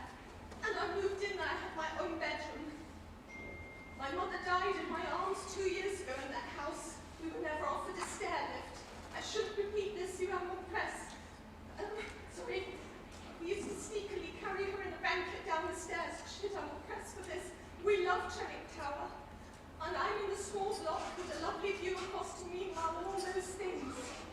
It's been the world to us. We never destroyed it in anything. We just want to have small houses, perhaps like you have at the Barbican, where housing is needed. That's all through the other bits down there with gardens. I don't know, but nothing that interrupts the views of people who suffered and tried. Been there. The top floor people, the nice lady over there, who speaks so eloquently, unlike myself. I could never approach, but she's leaseholders. Yes, wonderful, but they're on the top floors. I'm on the 6th, but my view is everything. And we've loved those flats, and if you would ever come in, I'm ashamed of my place because it's as it was many years ago. But I've got crustaceans on the ceiling. I live on the top floor. I have given up worrying about, all those crustaceans, but I've got carpets that I don't change because of the whole state of the place. But we loved it. We'd never seen a building. Thank you.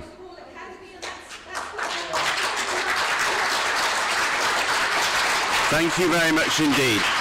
Thank you for that contribution. Thank you. Can we now move on to item number 6? And in the leader's absence, I call upon Councillor Taylor-Smith to address the meeting for up to 5 minutes, and Councillor Bactiyard to respond. Can we please now have some quiet so people can hear what is being said? First of all, may I just thank the lady for speaking, and Tracy, I'm sorry, I didn't get your name. And Tracy, if you'd like to email me, my email is, and we can have subsequent conversation. Thank you. So, Mr. Mayor, as I say, I started with an apology for Elizabeth Campbell, who couldn't be here because of a family emergency, and we wish her well, and we also, our thoughts are with her and her family. So the main part of the speech which I'm reading that she's prepared is regarding COVID-19 and how we now have a new Omicron variant, which is understandably causing concern for us all. And in response to the government, the government has announced that we're having face coverings are now compulsory in shops and other settings, including banks, pharmacies, post office, hairdressers, public transport, unless, of course, you're exempt. So, Mr. Mayor, staff, visitors and pupils in secondary schools, i.e. 7 years or above, are also strongly advised to wear face coverings, and anybody arriving from abroad must now take a PCR test on day 2 and self-isolate if they until they receive a negative result. And if you're in contact, anybody arriving abroad must, as I say, if you're in contact with anybody suspected of this Omicron case, you've got to self-isolate for 10 days. And even if you're fully vaccinated, regardless of age, and then you'll be contacted, obviously, by NHS Test and Trace. So, Mr. Mayor, getting your COVID vaccination and booster is most important measure that you can take, and I urge everybody to take them if offered. And if residents have not been vaccinated or want to get a second jab, they can get vaccinated by booking in on the NHS website. They can go to St Charles Health Centre or Violet Meltzer Health Centre in the south. And there are also a number of pharmacies in the borough where we've got a vaccine bus which is out 7 days a week, and we can check the website as far as details are concerned. So anybody over the age of 40 who can currently get a booster vaccination as long as it's been 6 months since your last jab. And however, the government has announced that it will very soon, anybody over the age of 18 will be able to get a booster 3 months after the second jab. So, Mr. Mayor, I want to stress that if you don't have COVID symptoms, you should get a lateral flow test. And if you are going somewhere, if you're going somewhere at higher risk, such as a concert, get a test. It will help detect those who have COVID-19 but not display any symptoms. So if you do have symptoms, you need to get a PCR test and isolate for 10 days. If it's positive, and you can get the test delivered to or booked online at the test centre, or we even have a mobile unit outside of the town hall where you can get testing 7 days a week. So I want to reassure everybody in the chamber, Mr. Mayor, that and at home, that this council still has its eye on the ball and stands ready to protect the residents of this borough as much as it possibly can. So we have cared and supported people throughout COVID, and we haven't lost any focus on trying to maintain control of outbreaks in K&C, but we do need to push the NHS for more vaccines, more testing, and more ways to keep our freedom. So we do so every day, and with the same energy that when this pandemic first started on our shores. So, Mr. Mayor, we do this because we as a council are led by our communities. We care about the people we serve. We not only care about their health, the opportunities, their education, we also care about what they say. So, Mr. Mayor, I'd like to finish my comments on a note on the debate that we have later on, and that is about respect. And respect extends beyond the people we serve and to those we help and we support. And we also need to respect each other and have respect for what we do. And I found in this chamber to be a most respectful place where arguments are made and decisions are had. But outside, and I've seen staff called murderers, I've seen councillors telling me that they feel threatened and intimidated. I myself have had my own life threatened when in public. So the tragic and brutal death of David Amis and his funeral a week ago is stark, and in some ways the ultimate reminder for us all of the need to respect and to reason in all walks of life. And it is my view that no councillor should walk the streets of their own ward without feeling safe. But this should also extend to the digital realm as well. Online threats are still threats. Online hate is still hate. So this country needs to be kinder, more engaging, more reasoned style of politics. And where better place would be that to start than here in RBKC and in local government. Thank you, Mr. Mayor. Thank you much. Councillor Bakhtiar. Thank you, Mr. Mayor. I would like to say, starting by saying, wishing Councillor Campbell and her family well. Thank you. And I start where Kim's just finished. And I agree with you, we should have respect, listen to each other, and listen to residents, and incorporate their views and their ideas. Mr. Mayor, I would like to pay my tribute for the tragic loss of the 27 refugees who lost their lives in the freezing waters in the English Channel last week. Most of them were Kurds. Amongst them, a young bride who was trying to join her husband, and a mother and 3 of her children. The immigrants and refugees who are trying to reach the West and the UK will never stop unless real peace is found in their countries of origin. and the countries that are fueling wars elsewhere take their full responsibility by bringing peace back to these countries and nations so that the civilians can reclaim their normal lives. Now to the council, back to the council business.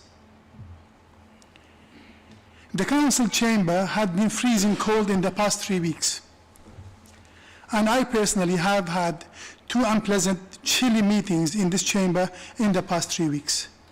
This building and its heating and AC system were renovated 3 years ago.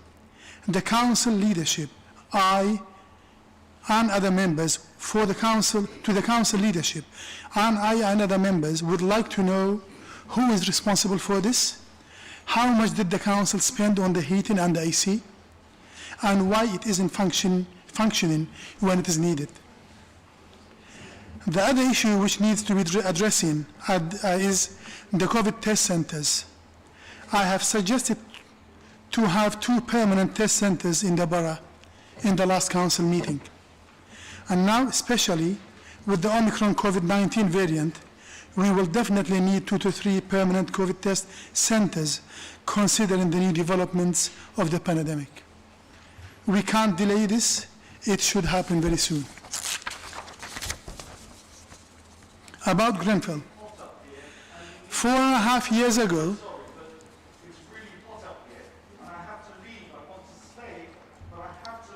Okay, we'll see if we can get it checked. We can see if we can get it. 4.5 years on, and tens of millions had been spent on Grenfell recovery and the dedicated service. Some of the survivors and bereaved are unsatisfied. The biggest problem attached to this is the fact that there is no clear accountability in this process. We still think that we need to have all Grenfell-related issues in one committee. It is time for the leadership to admit they have made a big mistake by abolishing the Grenfell Scrutiny Committee. We don't need to analyze why this decision was taken. Instead, we need to recognize that the new system isn't functioning as it was anticipated, and there is no clear accountability under this new system. Grenfell's dedicated service, which has been running since April 2019, is a major part of the recovery process, which needs to be reconstructed. This department has spent a very large amount of money, but most of it went towards wages. And we can't see the precise details of its expenditure for the scrutiny purposes. Training and retraining the bereaved and the survivors to move them back to employment should have been the focus of the department. Empowering, restoring confidence and faith, and helping them to get on with their lives after the disaster. Until now, we don't know very much about how many people have been helped to go back to employment. I have asked for the details on how many people did we actually help to go back to work in 2 separate meetings on the 11th and the 22nd of November. I was promised to receive the details within few days or maximum week on both occasions, and I am still waiting to be informed. That means that we don't have much to show. The dedicated services claim in their report that they are providing tailored support for the bereaved and the survivors. My understanding of this is that they have considered each individual circumstances and helped them according to their needs. But we have learned that that isn't the case.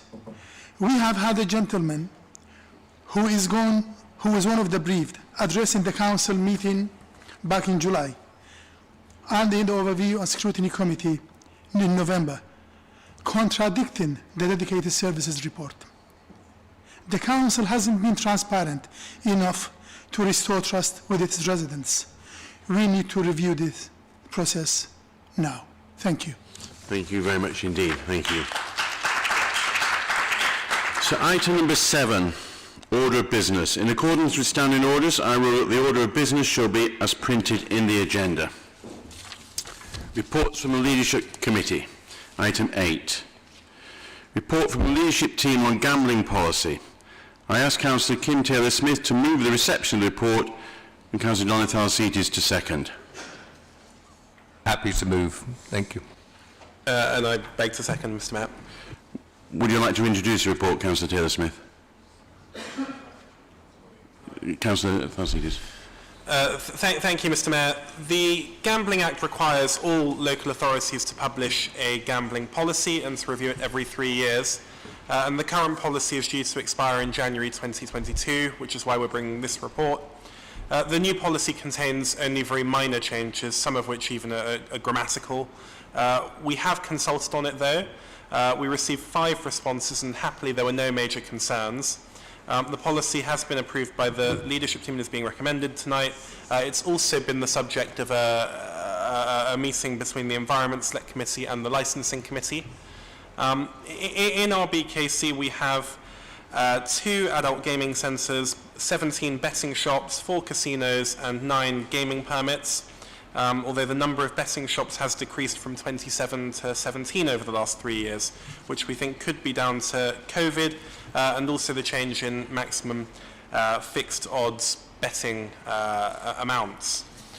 One thing that has come up in some courts is online gambling, and it's worth saying, as I introduced the report, that the paper doesn't regulate online gambling. That's not the role of local. It's not for local authorities to do that.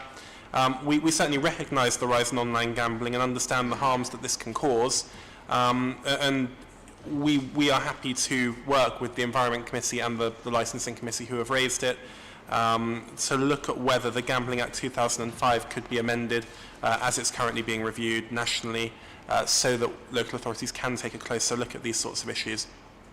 Thank you. Would any member like to speak on this report? Kim Taylor-Smith, you do have the right to reply if you wish to, or we just go straight to approval. Thank you very much. So is the statement of gambling policy approved? Thank you. Item 9, report of the Administrative Committee. In the Chair's absence, I call upon Vice Chair Councillor Thalsitis to move the reception of the report and Councillor Taylor-Smith to second. I beg to move, Mr. Mayor. And I beg to second, Mr. Mayor. Thank you. So to call on the annual report with Ethics Panel. Do you wish to introduce the report at all? I'll try to be brief. Principally, I want to thank the Ethics Panel for all of the work that they do. I think we all across this chamber recognise that it's extremely important that we have an independent Ethics Panel that look at complaints. A lot of the issues in the report were discussed at the Administration Committee, and I think to the satisfaction of members of the committee, and I certainly commend the report to the chamber. Thank you. Would any member wish to speak on that report? Okay. I ask the Council to note the report. Matters referred to the Council by the Scrutiny Committee, item 10. There are no matters referred to this meeting. Question to lead members, item 11. I call upon Councillor Wade to read her question printed on the agenda paper. Councillor Wade. I'd like to ask the lead member for Adult Social Care and Public Health what has happened to the proceeds of the sale of Thamesbrook in Chelsea and what the plans are for the replacement site and the timeline for implementation. Where does the replacement site sit within the plans that are being made for providing accommodation for our growing older residents in our 3 development areas? Thank you. Councillor Kamali. Thank you, Councillor Wade, for raising this. I've actually been itching to talk about this new care home in Lotts Road, as it's an exciting and important part of caring for our residents in our community. The site itself, I think we can all agree, has been a long time coming, but it's important that we deliver this over the next council term. Building a care home in isolation, whilst commendable, needs careful planning and a strong needs assessments. This council recently voted on just that motion a few council meetings ago, and this needs analysis will provide the bedrock on which to build out the future plans to meet the changing needs of social care. Separately, the need for learning disability supported housing is also clear. It is exactly why we're calling on the Mayor of London to sell us the Ladbroke Grove Police Station. We believe we'll be able to put it to better use and bring it back into use for the community and for care. Increased numbers of SEND pupils need homes in our borough as they become adults, living more independently from their parents, and we want to keep them here in Kensington and Chelsea in good quality accommodation. We must also consider mental health housing provision, which I know is an important issue for Earls Court councillors, and likewise we need specialist dementia care as it's a growing concern, and as a dementia-friendly borough we recognise that our residents are living longer and fuller lives. Lots Road itself will provide a much-needed 65 units of extra social care housing. The site is currently going through a design code workshop with the residents of Chelsea Riverside, and we hope to have agreed designs and have planning in place over the next 12 months. Already work is underway internally to make sure that the internal layouts will be accessible and will adapt to the changing market need. As for the funds, you ask where they are. The Council Capital Account is published quarterly, and any movement in reserves are clear to see. This Council made a commitment to bring forth social care housing in Lots Road, and that's exactly what we are doing. Social care and care in general have rightly been tackled by the national government, and we are locally making good progress to address the need and provide the care our residents want, deserve, remaining in borough in high quality council accommodation. Thank you. Councillor Wade, do you wish to ask a supplementary question?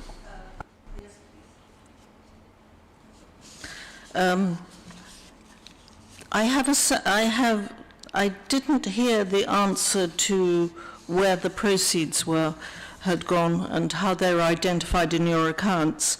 But my supplementary is there it's understood that there's a potential for London Borough of Hammersmith and Fulham, due to the historic boundary issues, to have nomination rights on the proposed extra care replacement support facilities in the south of the borough.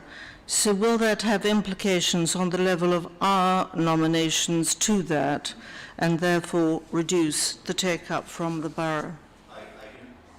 I can absolutely assure you the last thing I would want is Hammersmith and Fulham having any control over housing in Kensington and Chelsea. They will have no nomination rights on the extra care in Lots Road. Thank you. People will get written replies at the end of this. I've never ever received a reply from any of the lead members when I've asked them a question within the 6-week period. Thank you very much for that, Councillor Wade. I will assure you you will get an answer to this, and I apologise if you've not received them in the past. Question 2, called upon Councillor Atkinson to read his question printed on the agenda paper, please. Thank you, Mr. Mayor. How has the borough been able to accommodate the Afghan refugee children into the borough's schools without damaging the educational opportunities of our existing children? It is to the credit of the schools and the borough that they have been accommodated, but I want to know how this has been achieved so quickly. Is this a genuinely good news story, or are our poorest, undersubscribed schools being obliged to shoulder an additional burden for which they are ill-equipped? Can your response please list how many Afghan children each primary and secondary school have taken? Thank you. Councillor Rendell. Thank you, Councillor Atkinson. It's a really good question, actually, and it is a good news story. I think you'd be happy to know. When we received Afghan refugees in our borough, of which we welcome, we have 330 children that came with their parents. Of course, it was a major logistical issue to get them into school. I'm pleased both in terms of our officers and politically, we really stood up quickly. We realized the need for children to be educated and to get a good quality of education in Kensington and Chelsea. So we immediately worked with our schools, both secondary schools, primary schools, and indeed our nurseries, because we have many children in nursery care, to get the best possible education as possible. I'm pleased to say that our schools completely were supportive and stepped up to the mark. We had Anthony Mannix from Barlby writing in saying he wishes to support students if he can. We had Sarah Bouet at St Clement's saying she would like to. We had Jagdeep Birdie, both from Colville and Marlborough primary schools, wanting to pick up as well. So we had a lot of capacity in our primary school system in order to take children. And secondary school capacity was much, much more difficult, as we have no capacity whatsoever in terms of what we can offer. But I'm really pleased to say that we spoke to all our secondary heads, and indeed ones outside of Barron, both Hammersmith and Fulham and Westminster, to try and get the children in place as quickly as possible. We did so in this borough as well, without any expectation or any idea if funding would ever come from central government from this. So it was quite a significant burden on us to do it, but it was the right thing to do, and I'm really pleased we pushed ahead with finding places for 330 of those students who now are in position. I will read out the numbers of the school children. Don't know off the top of my head, I'm sorry, Councillor Atkinson, but here we go. So Marlborough Primary School have 89 students. St Cuthbert's and St Matthias have 24. St Clement's and St James has 24. Park Walk Primary School has 31. In terms of our secondary schools, which I said were much more difficult to find places for, All Saints have 8, Cardinal Vaughan 3, Chelsea Academy 8, Holland Park 7, Kensington Aldridge 3, and St Thomas More 12. As mentioned, we had worked outside Borough as well in order to find places, and we have Phoenix Academy, who has been very grateful and accepted 25, and Marylebone Boys in Westminster have accepted 8. I can put all that in writing to you, Councillor Atkinson, and provide you with those figures as well. Thank you. Councillor Atkinson, do you wish to ask a supplementary? No, I would like to thank the Councillor for the answer, and I would like those figures in writing, please. Thank you. Mr Mayor, Councillor Atkinson, that doesn't include the nursery school places, but I can write to you as well how many students are being placed in our nurseries and early education. Thank you. I call on Councillor Idris to read her question as printed in the agenda. Councillor Idris. Thank you, Mr Mayor. I would like to ask the lead member, I would like to ask Councillor Wheel, the lead member for Finance and Customer Delivery, for an update on the human resources side of her portfolio. Can she please tell us, one, the percentage of officers still fully working from home? And two, what are the reasons, challenges for getting them back to the office? And number three, what support was offered or needed to bring them back to the town hall?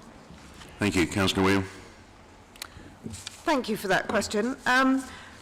To some extent, the figures are very difficult to give because we have a wide range of working environments and sites, not all of which are monitored in the same way. And of course, we have by-borough working, which adds complexity. What I can tell you is that 20% of our staff have worked in the borough at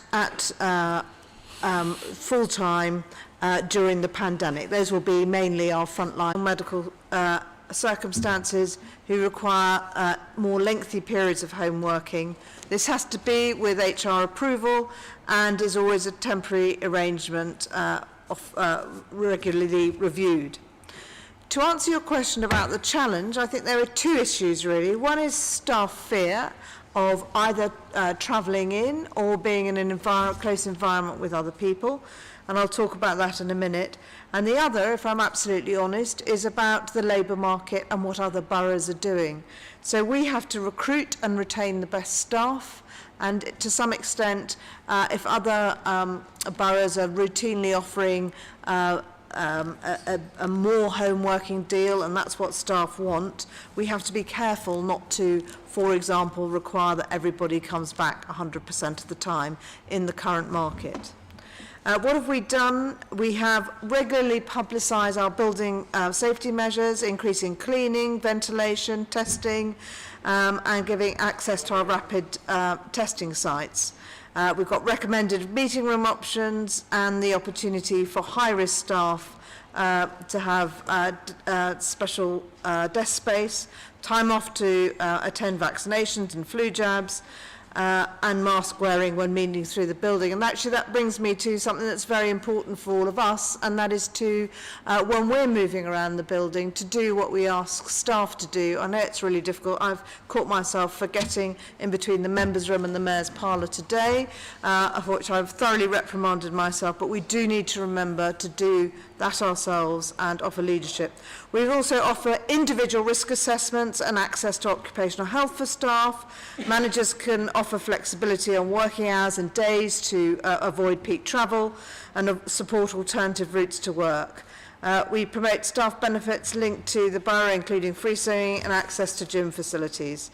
We're in the process of developing a hybrid working frequently asked questions guide to further promote consistent and universal application of the hybrid working model. Thank you, Councillor. Do you wish to make a supplementary question? No, thank you very much. So we move to item 12. Does any member wish to raise a matter under Standing Order 11 and speak for up to 2 minutes? Councillor Hammond.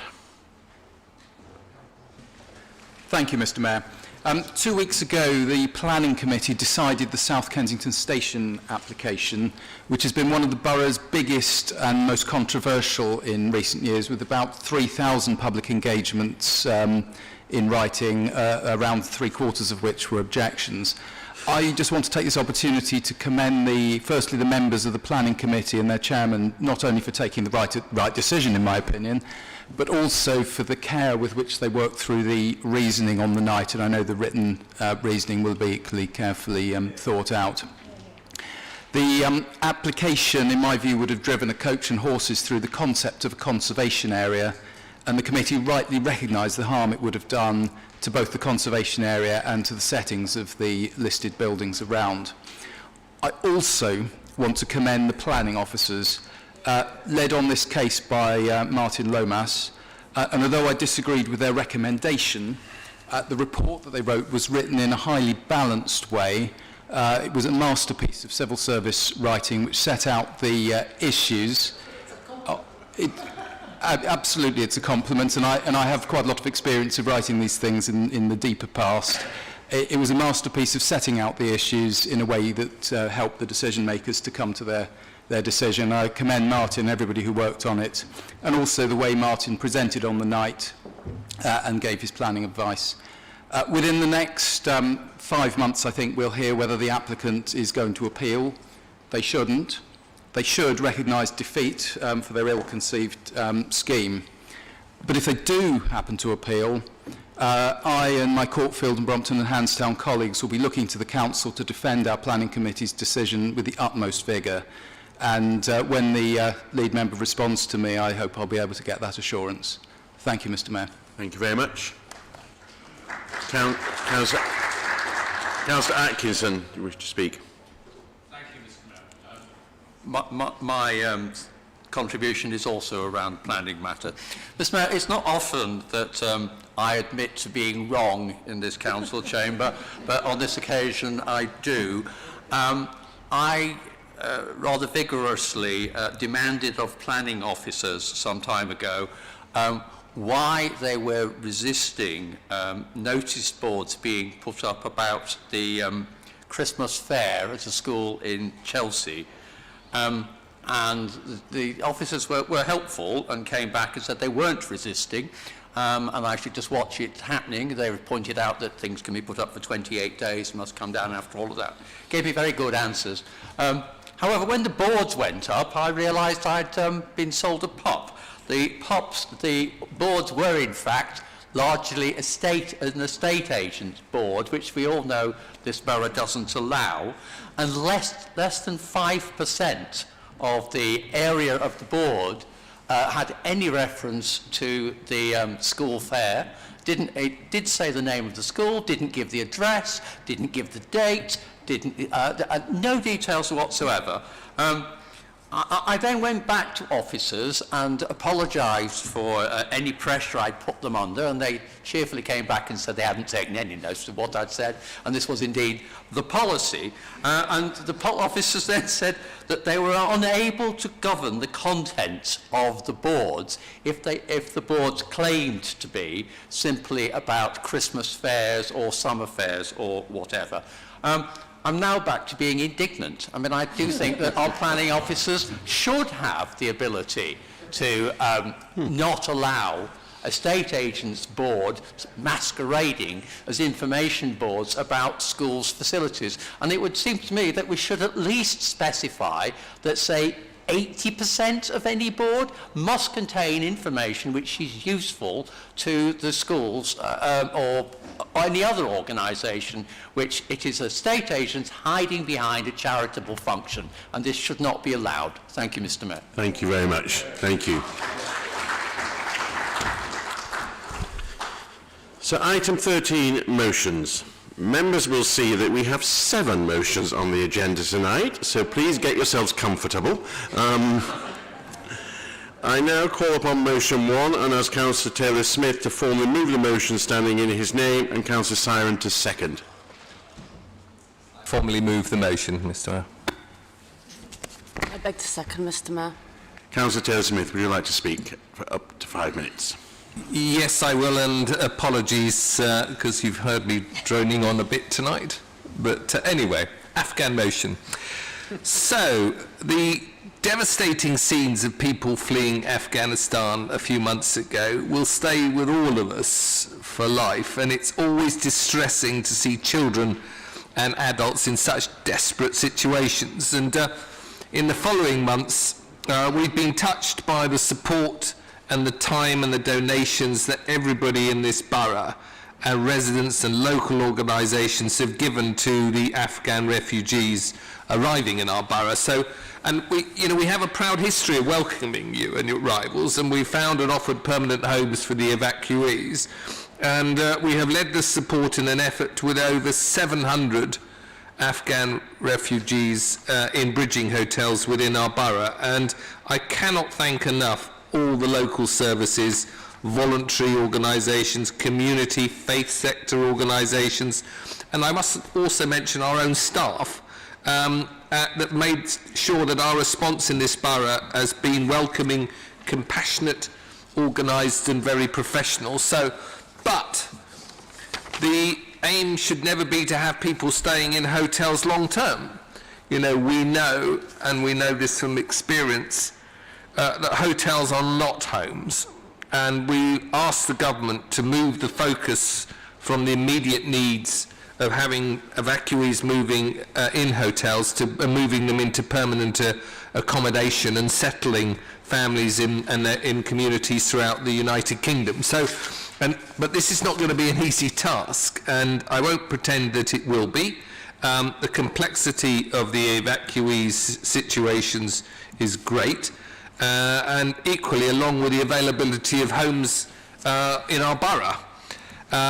So means finding homes and communities for everybody is going to take an awful lot of time, and it's also going to take an awful lot of patience. And we've provided, it's a drop in the ocean, but we have stepped up and provided 4 Muse houses at this state, and we're calling on other local authorities to try and step forward and to give the same. But I think if you bear in mind that the average number of children that each family household is over 4, in our BKC, where we have mostly smaller homes, 2 beds and 1 beds, you can see the challenge. As a family with 4 children will need at least 3 more bedrooms. And so we are just not equipped to provide homes of this size in any great numbers. So, as I repeat, really, hotels are not healthy spaces for families to live in the long term.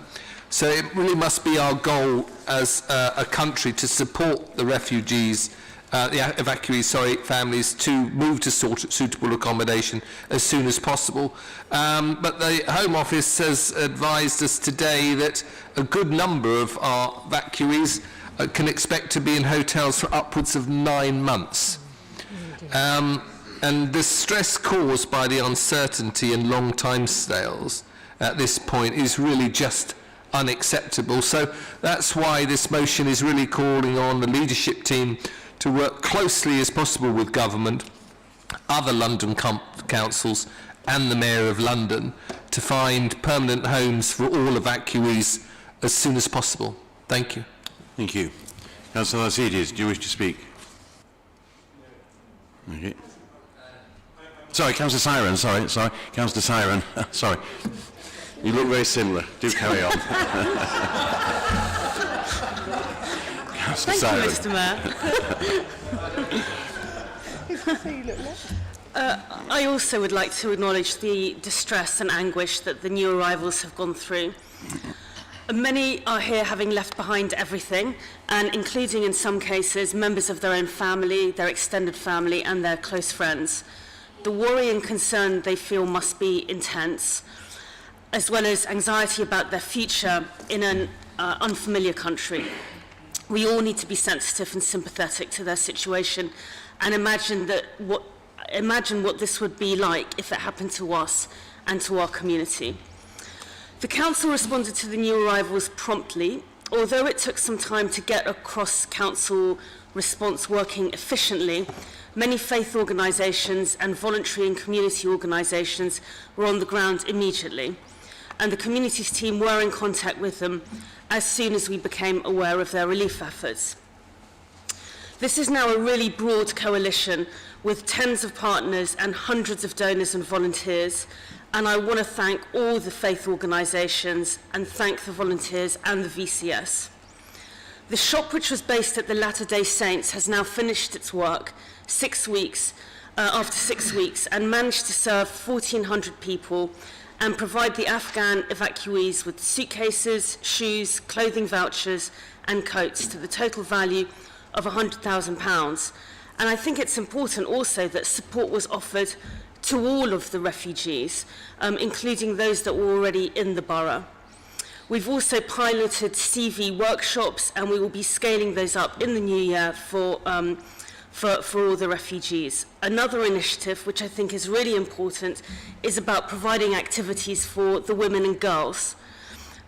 We've heard that many of the children are now at school, and my experience of the Bridging Hotel in my ward over the last few weeks is that often the ladies are sat in reception with little to do. We need to get them out whilst being culturally sensitive to the Afghan way of life. So there have already been women-specific events such as befriending services, sewing groups, women's walks, coffee mornings and shopping trips organised by various charities. We are also supporting English language training and children's activities. At each Bridging Hotel, the Council has put in place a team of hotel outreach officers to work with Afghan arrivals and make their lives as easy as possible. They're responsible for coordinating support and are essentially our ears and eyes and facilitators. They tell us when things aren't working. For example, they flag if health needs aren't being met or that an approach from a particular organisation isn't quite right. Those officers have helped people register for bank accounts, access medical support, travel, get basic goods, and acted as guides to life in the borough and the UK. With the VCS and community, we have made sure people have a simple introduction to life here. And the hotel outreach team also schedule various sessions to make sure there aren't any clashes. Cross-department coordination is vital to these efforts and is achieved through twice-weekly meetings. There is, however, some way to go, and there is always room for improvement. Mr. Mayor, the biggest challenge is uncertainty. This is what we need to help our new arrivals to cope with. Nobody knows when they're going to be rehomed, nor what their future in the UK holds.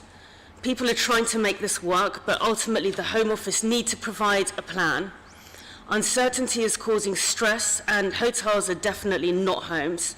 And this is really the challenge that we have to try and face together in the coming months. Thank you, Mr. Mayor. Thank you very much. Councillor Wade.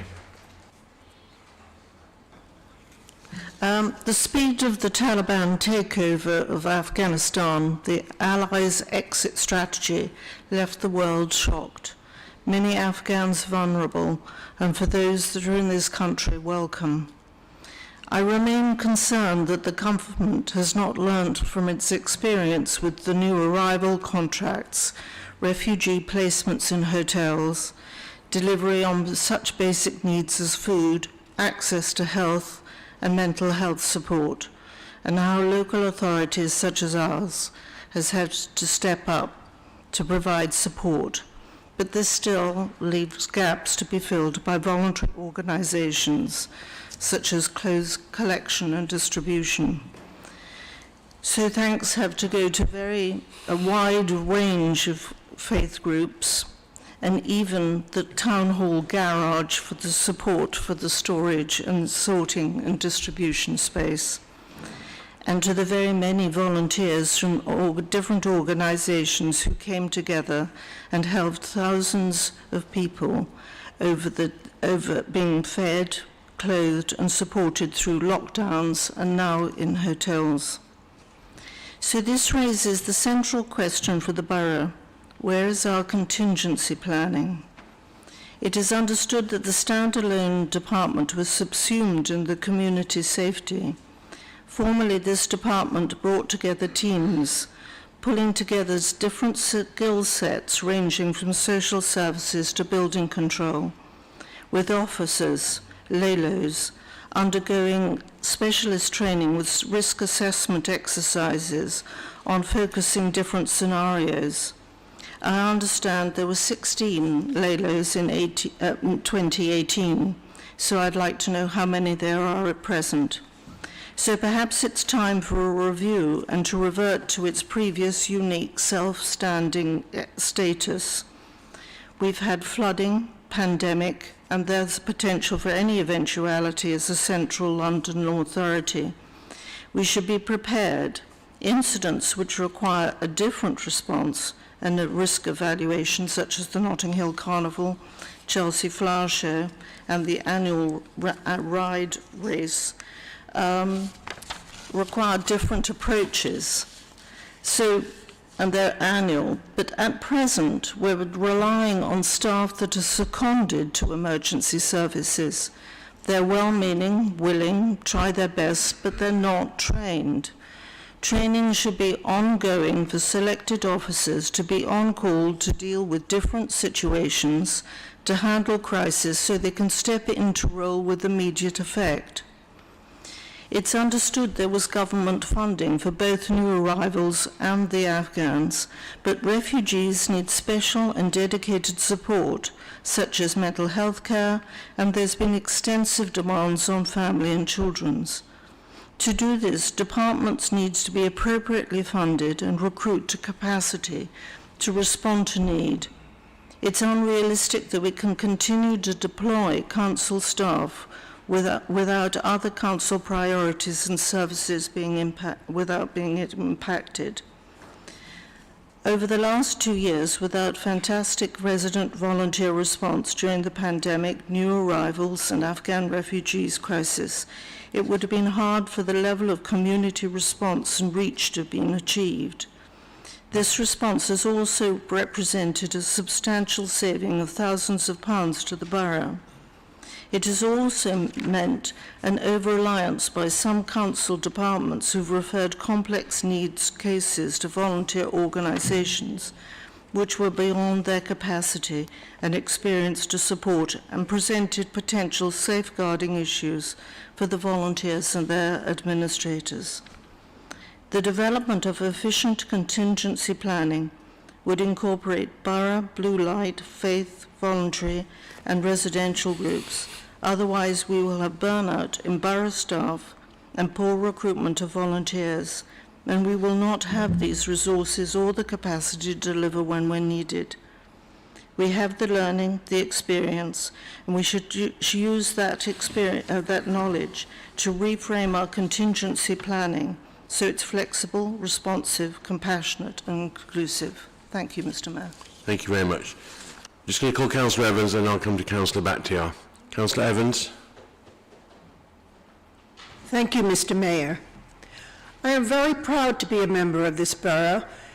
We have united together to work with other public bodies and the voluntary community and faith sectors to support Afghan evacuees. Our officers in RBKC made this possible. The council only this week deployed its own outreach team into the hostels where the evacuees are staying. The officers are coordinating efforts with the NHS. The council has provided an individualized approach based on immediate and essential needs. We have placed children in both primary and secondary schools. And how wonderful are our borough children who have welcomed the Afghan children into their schools with a warm welcome and an open heart. They've even been playing cricket together to show them what the children here do. And I'm sure the Afghan children showed what good cricket players they are as well. We must do this, and we must continue to offer support. Council facilities have to be approached in a coordinated program with central government. The Afghan people who have arrived on our shores were translators, they were drivers, they provide embassy backup. They also worked with my co-colleague, Greg Hammond, who was deployed to Afghanistan and worked at the embassy. And he told me many heartwarming stories and how much we owe these people. And the council must show appreciation and compassion and gratitude. Everyone, please support this motion. It is the right and only thing to do. Thank you. Thank you. Councillor Bakhtiar. Thank you, Mr. Mayor. As a former refugee, I understand too well how the Afghan refugees felt when they arrived in the country and the borough. The cultural shock is the first thing and the biggest challenge for all refugees anywhere in the world. That's why I have initiated a campaign with the help of many volunteers to introduce them to Al-Mana, the Muslim Cultural Heritage Center, where they have been very well received and looked after by their staff and CEO, the wonderful Mr. Abdurrahman Said. Volunteers, the Westway Community Transport, and I have helped with picking the refugees up from their accommodations and taking them to Al-Mana Center for Friday prayers using our cars. I would like to thank the volunteers and the Westway Community Transport for their help and for transporting them for 6 weeks. All of the refugees that were with us agreed that the lunch they have had at the center was the best meal they have had since their arrival in the country.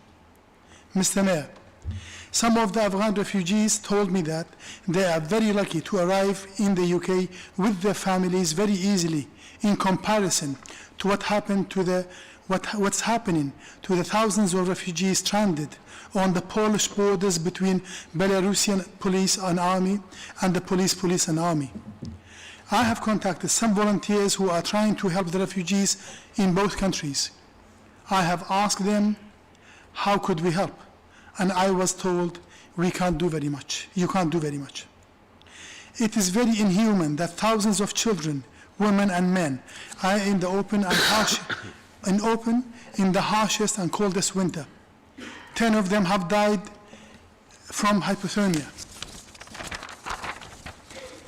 so far, and some killed by Belarusian army and police, unfortunately. I have been told by those on the ground. Mr. Mayor, the national and local government and other agencies are doing their best to help the Afghan and other refugees to settle and to find them the right accommodation. But this is the official part of the efforts. Another part is for ordinary people and volunteers to come forward and try to meet, talk, listen to them, and build bridges of trust with them, to visit them, taking them for a walk, or coffee and talking to them about the life in the UK and trigger the human side of an honest friendship that could last forever.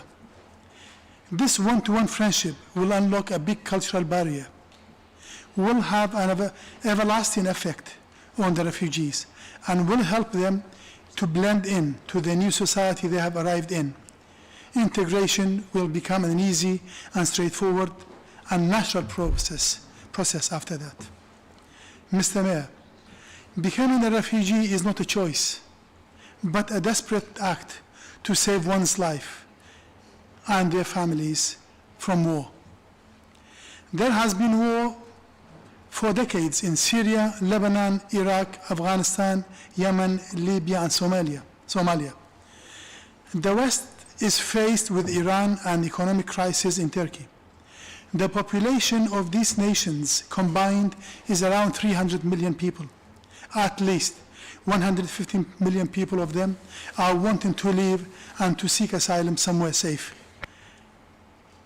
to settle in and to start with their families. The biggest wave of migration will never stop. The big waves of migration will never stop until peace is found in the Middle East, Asia, and Africa. And finally, Mr. Mayor, to illustrate and understand how an immigrant feels, I would like to ask you all to imagine the following scenario. Imagine that something happened in the UK, a major war perhaps, God forbid, and it is impossible to live and survive, and almost everyone and their families wanted to leave the country and to go somewhere safe so they could build their lives again. Imagine that you had to leave your homes, jobs, families, and friends and start again in Russia or China or Saudi Arabia, and that you had to start all over again, learn a new language, new alphabet, new profession. You have been bankers, doctors, teachers, lawyers, engineers, and managers in big companies and organizations. But after crossing the sea and finding smugglers and put your lives in their hands, after going through the immigration process in the new country, you must work as bus and cab drivers, or shop assistants, dry cleaners, or builders.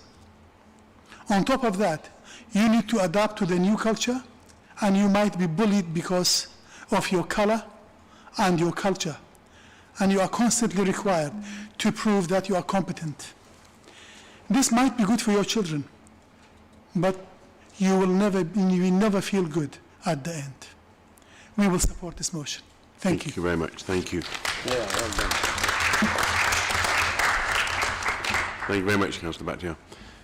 Councillor Addenbrook. Thank you, Mr. Mayor. I don't think any of us will forget those harrowing scenes at Kabul airport in August and not want to help. In the first weeks after the Afghan evacuees arrived, the Council worked with the voluntary sector to make sure their immediate needs were being met. Working together with Mutual Aid, Westway Community Transport and the local volunteer centre, and we enabled the refugees to travel to access clothes, toys and other necessities.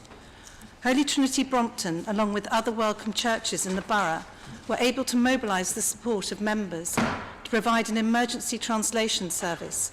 They put a barber in a hotel and made sure that medicines and other basics were being provided.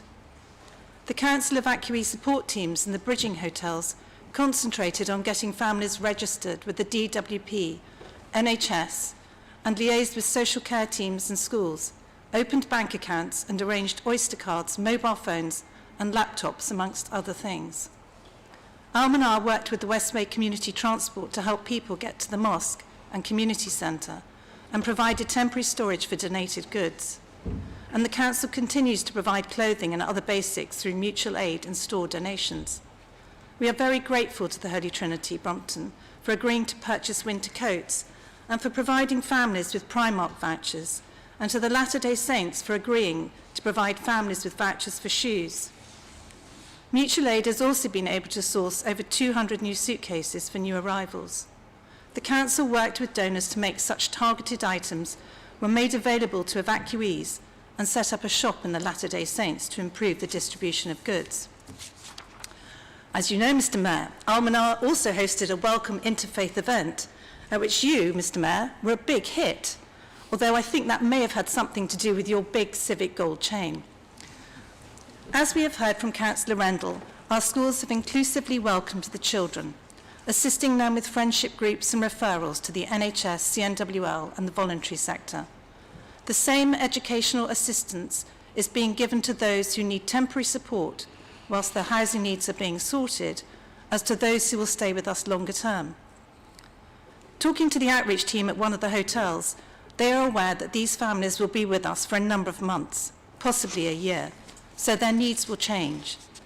Holy Trinity Brompton have hosted family days at the weekend so that families could relax away from their hotels, and Solidarity Sports has put on walks and other activities for young people. But going forward, we need to focus on jobs and CV support, English classes and culturally appropriate activities for adults, particularly women. So, Mr Mayor, the response from the community, charities, voluntary sector and faith groups and our officers has been amazing. But we know that living in a hotel is not the same as living in your own home. So I call upon the leadership team to continue to work with the government, other London councils and the Mayor of London to find suitable accommodation for the evacuees, and to continue to work with other public bodies and the voluntary community and faith sectors to support and enable the evacuees to rebuild and lead independent lives. Thank you, Mr Mayor. Thank you very much.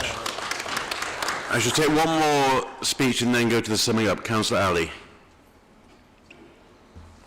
Thank you, Mr Mayor. And it's a privilege to be sitting here as a former refugee and now as an elected member of this council representing the residents of Delgado, and I understand what it feels to go through that journey. I also wish to thank lead members and council members and the relevant lead members for their work and for their contribution to welcoming Afghans who are current residents in our borough. As many of members mentioned, I think the role that faith communities has played is very, very important, and I could not go on without mentioning the role Al-Manar has played, and also the role the local councillors for Goulburn, that is Councillor Sina Laria and Councillor Pat Mason and Councillor Emmerdon Code have played to support Al-Manar to welcome Afghanis for every Friday to have a Friday dinner or Friday lunch, and also the role the leader for the Labour group, Councillor Mohammed Bakhtiar, has played to support week in, week out for the Afghanis who have been in our borough.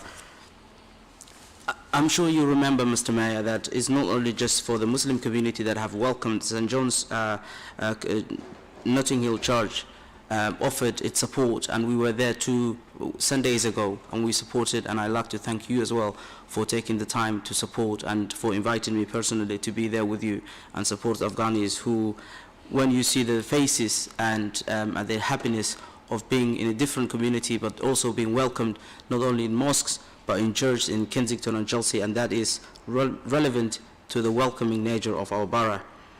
As we are debating this evening, of course, the refugees, I would like to go back just over 20 years to remember my days of coming to this borough and actually going to the school to study ESOL classes in Kensington, what was called at the time in Kensington and Chelsea College in north of the borough in Goulburn, or Warnington College as it later known, and now Morley College. It's important to agree that this is a welcoming borough, and I'm really delighted to be a member of this community and residents. As the lead member for housing likes to say, come on the bus. I actually had the privilege to drive buses in RBKC, although we haven't met on the road, and we haven't had the opportunity, but perhaps he will one day come on the political bus on board with us to make the better for all our residents. Once again, Mr. Mayor, pleased to be here, and I would like all members to support this timely motion for our community and to show unity for the new arrivals and for future arrivals that Kensington and Chelsea, it is what it is because of our people, and our people are what they are because of those who have born here and those educated and those who will be born in here. And I think it's good to remember that we are a strong community because of who we are. Thank you, Mr. Mayor. Thank you very much. Councillor Kim Desmith, would you wish to sum up, please? There are about 6 other people, so that will take us half an hour. No, because in this sort of debate, it's worth highlighting the views of ethnic minority and refugee and migrant councillors. And we've had an ample opportunity for Okay. the group to speak. This particular debate. I'm just looking at that. I've called equal numbers of people. Okay, Councillor Retty, you wish to speak. Can you hear me?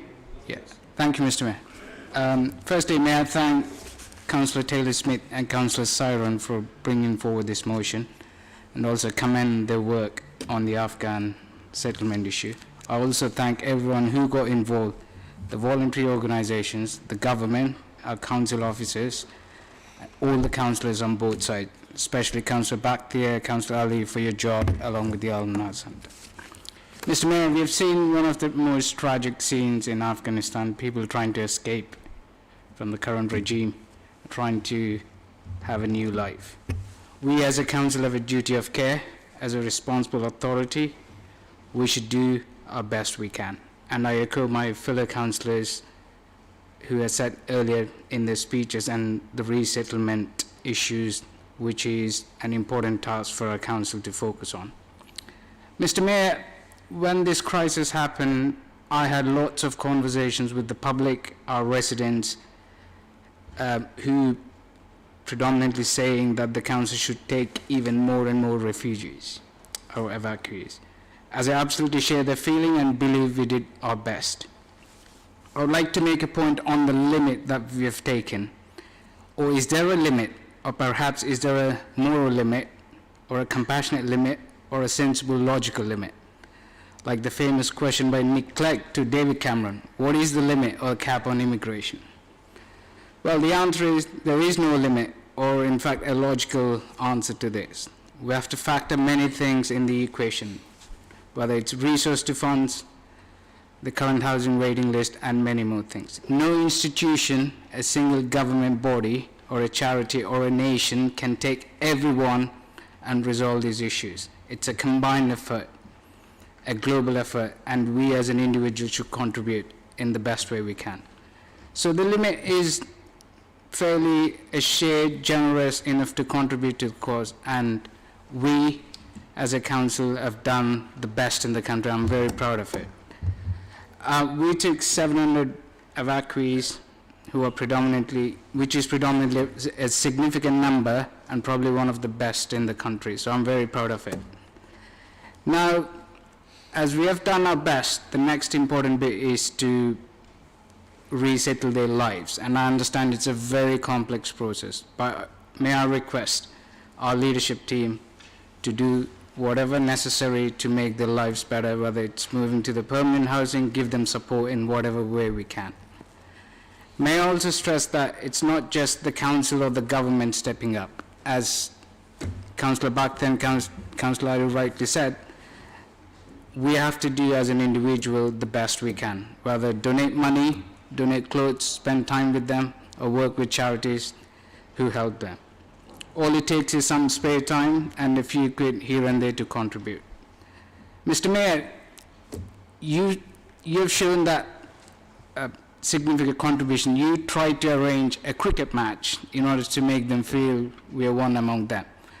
Sadly, I understand because of the weather, we couldn't organize that. And I thoroughly enjoyed playing cricket with the evacuees, the children, which had such a great talent. And may I commend Councillor Randall and Councillor Will for organizing the sports day in Holland Park. And let me tell you, without any guilt, that I hit 4 sixes. Sadly, the boundary line wasn't more than 10 meters, so you would expect how big it is. Mr. Mayor, I This is a great example of point number 2 in the motion, which says continue level of support by redeploying council resources where necessary, working with the voluntary sector, charity and community sector. So I hope the council will do the best, continue to support the refugees, continue the best way we can, and finally, we as an individual have to step up in whatever way we can and help them the best we can. Thank you very much. Councillor Lowry, would you wish to speak? I want to rescind my speech in favour of Councillor Nagy. Councillor Nagy, would you wish to speak? Thank you, Mr. Mayor, for giving me this opportunity, and I won't make it long. I really welcome my council and leading this initiative, and this is adding value to our diversity in this borough, which is we greatly cherish. And I see myself sometime being looked at as a refugee, perhaps coming originally from Lebanon. However, I came here sponsored to study engineering, but unfortunately I couldn't go back. Our headquarters was in Hyde Park Corner. We are multi-billion companies at that time. That was in my early 80s. I went on to study, and I did my PGCE. I became secondary school teacher. And at that time, in 1992, it was a privilege to teach some of the refugees who are, one of them is my local dentist now, who has a dental clinic. And another one, he's an entrepreneur. He's employing more than 30 people. He's a mechanic who I managed to help personally. And this is where I thank everyone contributed to this debate and support. Families, education is essential for the prosperity of anyone coming here. And I really start where Councillor Areti stopped, that every one of us can have a role to play in supporting the unfortunate coming of these people who are, like me, left their country because of war. And I know the meaning of war. I know the meaning of bombs dropping around us. I know the meaning of sleeping on rough floors where you don't know tomorrow there is food or anything to eat, or whether you can survive tomorrow. So I welcome this borough, that we open our heart on a humanitarian basis, and to give the people who are here, they are not just beggar. No, they are not. They have skills. We need to give them opportunity, and this is why I would call our lead members for skill and enterprise to extend, in addition to give them support in housing, which is, I really appreciate what the deputy leader said regarding housing, providing shelter, providing safety and security, is to give those who have the skills the ability to upgrade their skills, to accommodate them, and be a vital contributors to our economy and adding values to our diversity. So I thank Councillor Real and Hamish for bringing this, I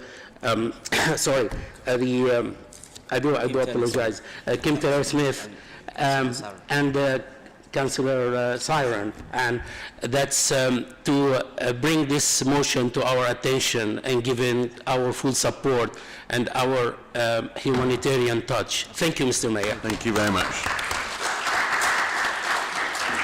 We'll now go to summing up with Councillor Taylor-Smith.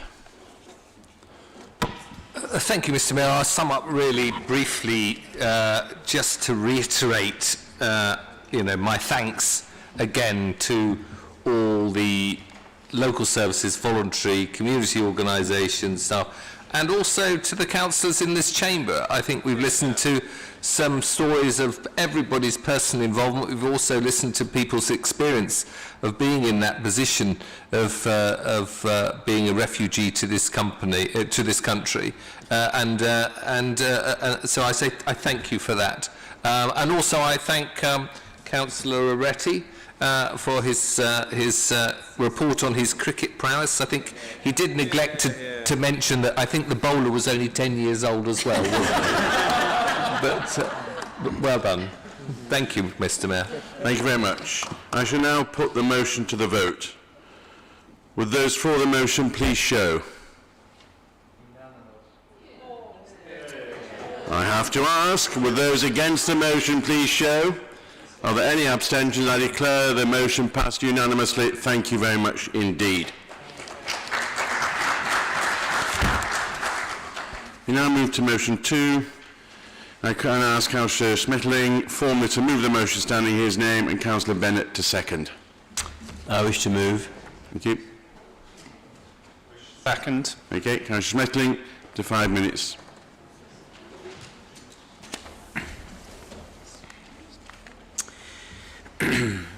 As we all know, next year our Queen will turn 96, and she has managed all these years to stay out of politics. By the way, there's a nugget. She was christened 5 weeks after birth. Why the long time, I wonder? I hope it isn't because she was given a wide berth. Also in the year 2022, we celebrate she's been on the throne for 72 minus 2. With us, she has stood like a mighty oak and given as good as any old bloke. The plan for the Queen's canopy is really a good thing, and we, the Council, will continue to drive forward our tree planting. And if we wish our air with greater cleanliness to bless, we all know that what we need to do is to drive less. So get on your bike or take a hike. Some colleagues thought I would pun about root and branch. At this, I would most certainly not blanch, but as this motion says everything else there is to say, to get to the end I shall not delay.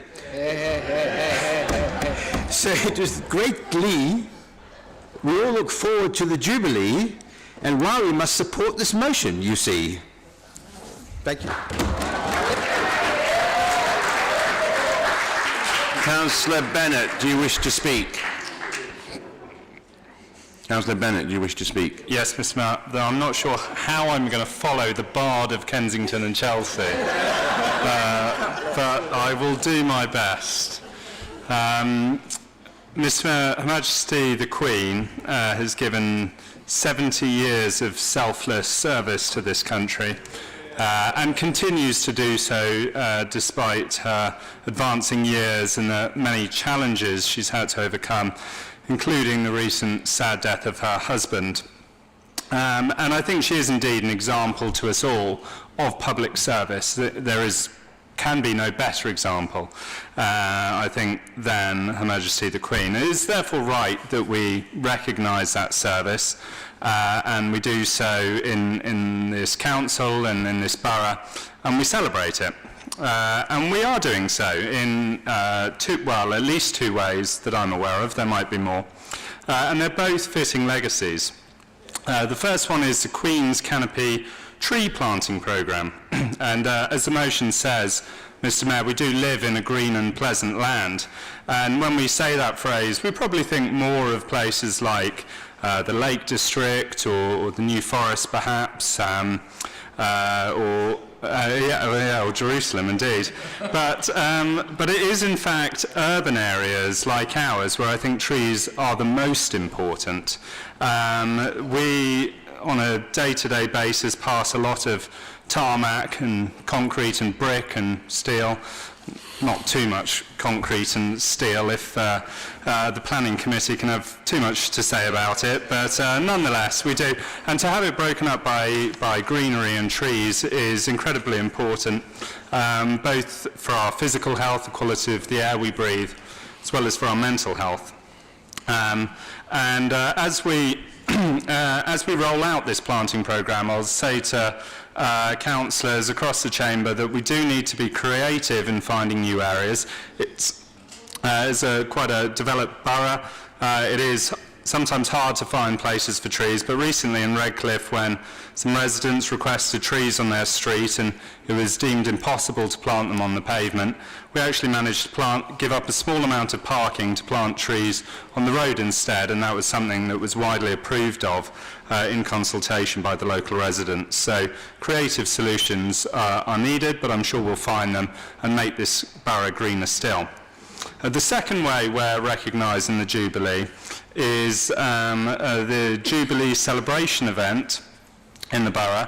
We were written to about this recently, explaining that it would be a great party and that the attendees would not be us councillors, but would be, unfortunately, would be nominated by voluntary and community organisations across the borough, bringing together residents, young and old, but particularly those who have suffered most during the pandemic, vulnerable and lonely residents. But organisations from Almanar and Goulburn in the north to Earls Court Youth Club in my ward would get to nominate attendees to this great event, which would bring together the generations and have a great day and hopefully foster intergenerational friendships across the borough.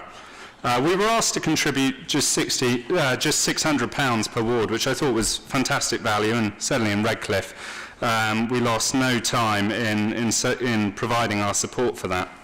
I was therefore sad to learn that 5 wards decided not to contribute: St Helens, Colville, Goulburn, Dalgarno and Notting Dale, and indeed I'm sure a lot of us were worried that the event wouldn't go ahead.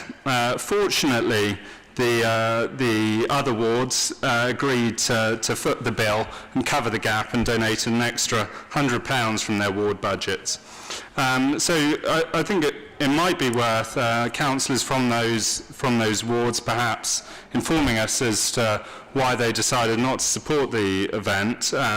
Could perhaps be ideological prejudice against our great head of state, a newfound love of austerity, perhaps, in their ward budgets, or perhaps the one I think most likely, that conscious of the gregarious and fraternal nature of the Conservative wards and their councillors, they cannily decided that they didn't need to provide their own funds, as they knew the Conservative wards would step up to the plate and fit the bill.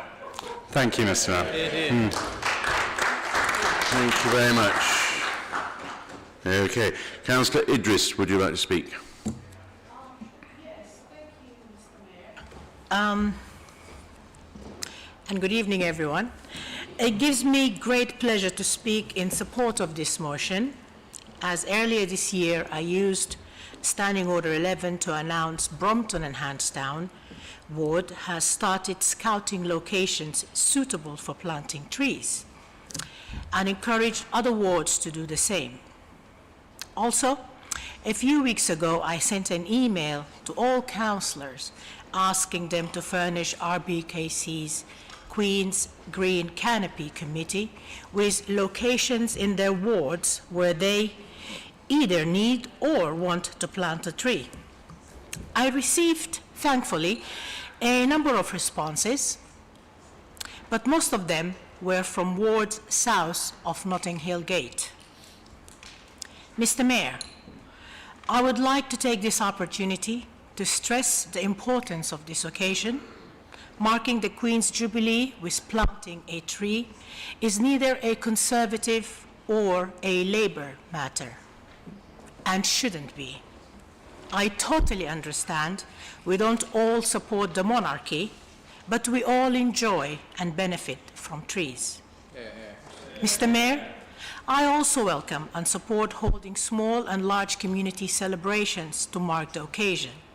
We are one of the wards that actually donated the extra 100, but also in Brompton and Hansdown, we are currently in talks with a number of businesses. They approached us and they want to work with us to put together a festive, community-led, fitting celebration. And I think everybody should do whatever they can, because these type of occasions come only once in a lifetime. Thank you. Thank you.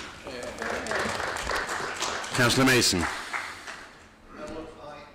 The Labour Group is going to abstain on this on this motion, obviously. But if I can just say so, Mr. Mayor, I can't speak for any of my colleagues, but for me personally, I just haven't had the time to even think about this yet.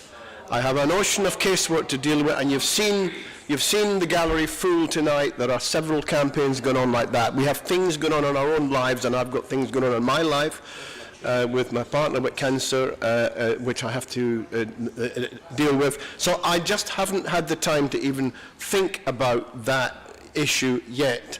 It's next year anyway, I don't have the luxury to think about that. So this is why I'm not doing it. It's not that I'm not bothered about it, or I have to go with my group anyway. My group wants to abstain on this. I agree with that. But there's simply far too many other things going on with the fallout from COVID, economic issues with residents who are flooding our mailboxes. I have so many cases. I have so many cases coming to me that I can't actually service them every week. So if there was enough time, then obviously we will begin to think about it. If residents come and clamour saying they want us to do it, then we may make a different decision. But they're too busy putting food in their mouths and putting clothes on their children's backs, keeping themselves in jobs, and we've got campaigns like we have that you've seen the evidence of tonight, and that's only one campaign. I have about 4 or 5 of these going on at any one time, and I'll be down at Warrington Green tomorrow, where the Extinction Rebellion and residents are trying to stop capitalists from cutting down dozens of trees.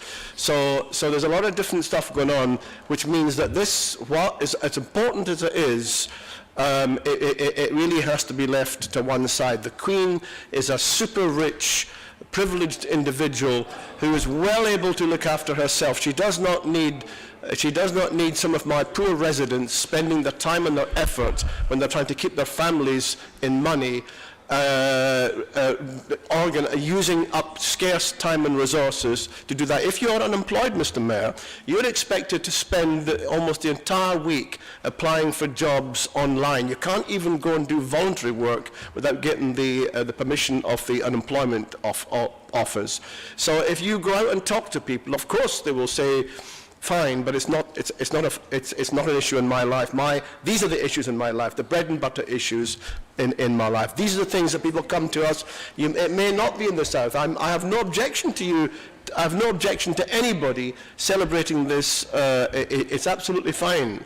But I personally haven't been able to find the time, not just to do that, but to do other things that I want to do in my life as well.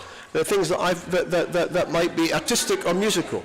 So I'm just explaining that you know, some people have got the luxury to be able to spend time doing that, and that's fine with me. I'm not bothered about what other people do. Can we please just listen to Councillor Mason with some respect? I'm just saying I'm not bothered about what other people want to do, but you should not be castigating other people and other councillors for not participating in something without understanding the reasons why that might actually be. It might not be ideological. There may be some people which it is ideological. For me personally, it's not ideological. It's just not an issue. I just don't have time. I don't have time to allocate time to do this sort of thing. I'm too busy. It's not important in my life at all. Stop interrupting. So we will abstain on that because that's the group position. But my personal position is it's not an issue for me because I simply don't have the time to spend on that issue. Thank you very much, Councillor Mason. Councillor Wade. Can we please listen to councillors with respect? Yes.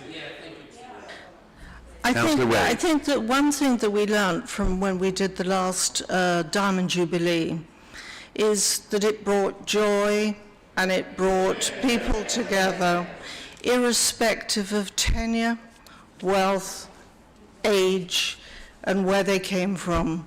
And if anybody had come to the Neville Square event, which Malcolm and everybody else was involved with, we had 1,000 people through that square in one day. We had children, we had older people, and we had a dance in the evening. It was a question as to whether it was the Marseillaise at the end or whether it was the God Save the Queen. But the fact is, it brought people together. And that's what we need. We've had 2-3 years of absolute ghastliness, and we hope that next year we will have an opportunity to really celebrate. And this is an opportunity to bring people together. Thank you very much.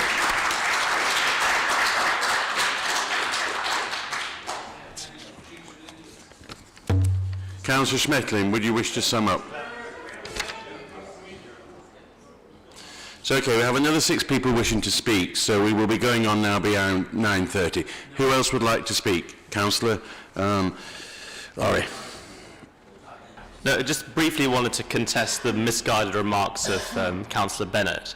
£600 might be great value for money for Redcliffe Ward. It's not value for money in the same context in North Kensington, because we are each allocated the same ward budget, it's proportional, but the needs of each ward aren't the same, which is why when the voluntary sector, which is much more needy in North Kensington, comes to us with applications, we often cannot service them because we do not have enough money to fund them, which is why Labour councillors have argued for an increased ward budget for North Kensington wards year on year. We simply do not have the money available in CLLL to fund every single application that comes to us, which is why it's simply callous that you demanded this event, which is not actually a voluntary sector event, it's organised by the council. You asked us for a contribution from a fund which should be purely dedicated to applications from the voluntary sector. Yeah. So for you to come here tonight with your facetious, smug look on your face and make that comment is absolutely ridiculous. It is not ideological at all. Can we please listen to Councillor Laurie with respect, and can we stop pointing across the chamber, please? No, of course, sorry, I apologise for the remark. I think we're just angered. I mean, if you think that the Jubilee is the best party you've been to, you really haven't been to many parties. I mean, to be honest, like... Okay. I'll conclude and just say that this is a serious issue, and I think that there must be more respect for our CLL ward funds. If you want us to start funding more projects, please give us more money, as we've been asking for year on year. We do not have the money to fund this project as it stands. Councillor Taylor-Smith, I'm now going to ask you, Councillor Schmettling, please, to sum up. Councillor Schmettling. Councillor Schmettling, are you going to sum up, please? Councillor Schmettling, will you sum up, please? To sum up, get planting where you can, and that's not always possible, e.g. in my ward, Kensington Park Gardens and Pembridge Gardens, which have cellars beneath the pavements. Cleaning, greening. So get planting, get cleaning, and get greening. Thank you. Thank you. I now put this motion to the vote. Will those in favour of the motion please show? Will those against the motion please show? Are there any abstentions? I declare the motion carried. It is now approaching 9:30. We have more motions on the agenda. I would ask the whips if you wish to move those motions to the next meeting. Thank you very much. Okay. So we now move to appointments.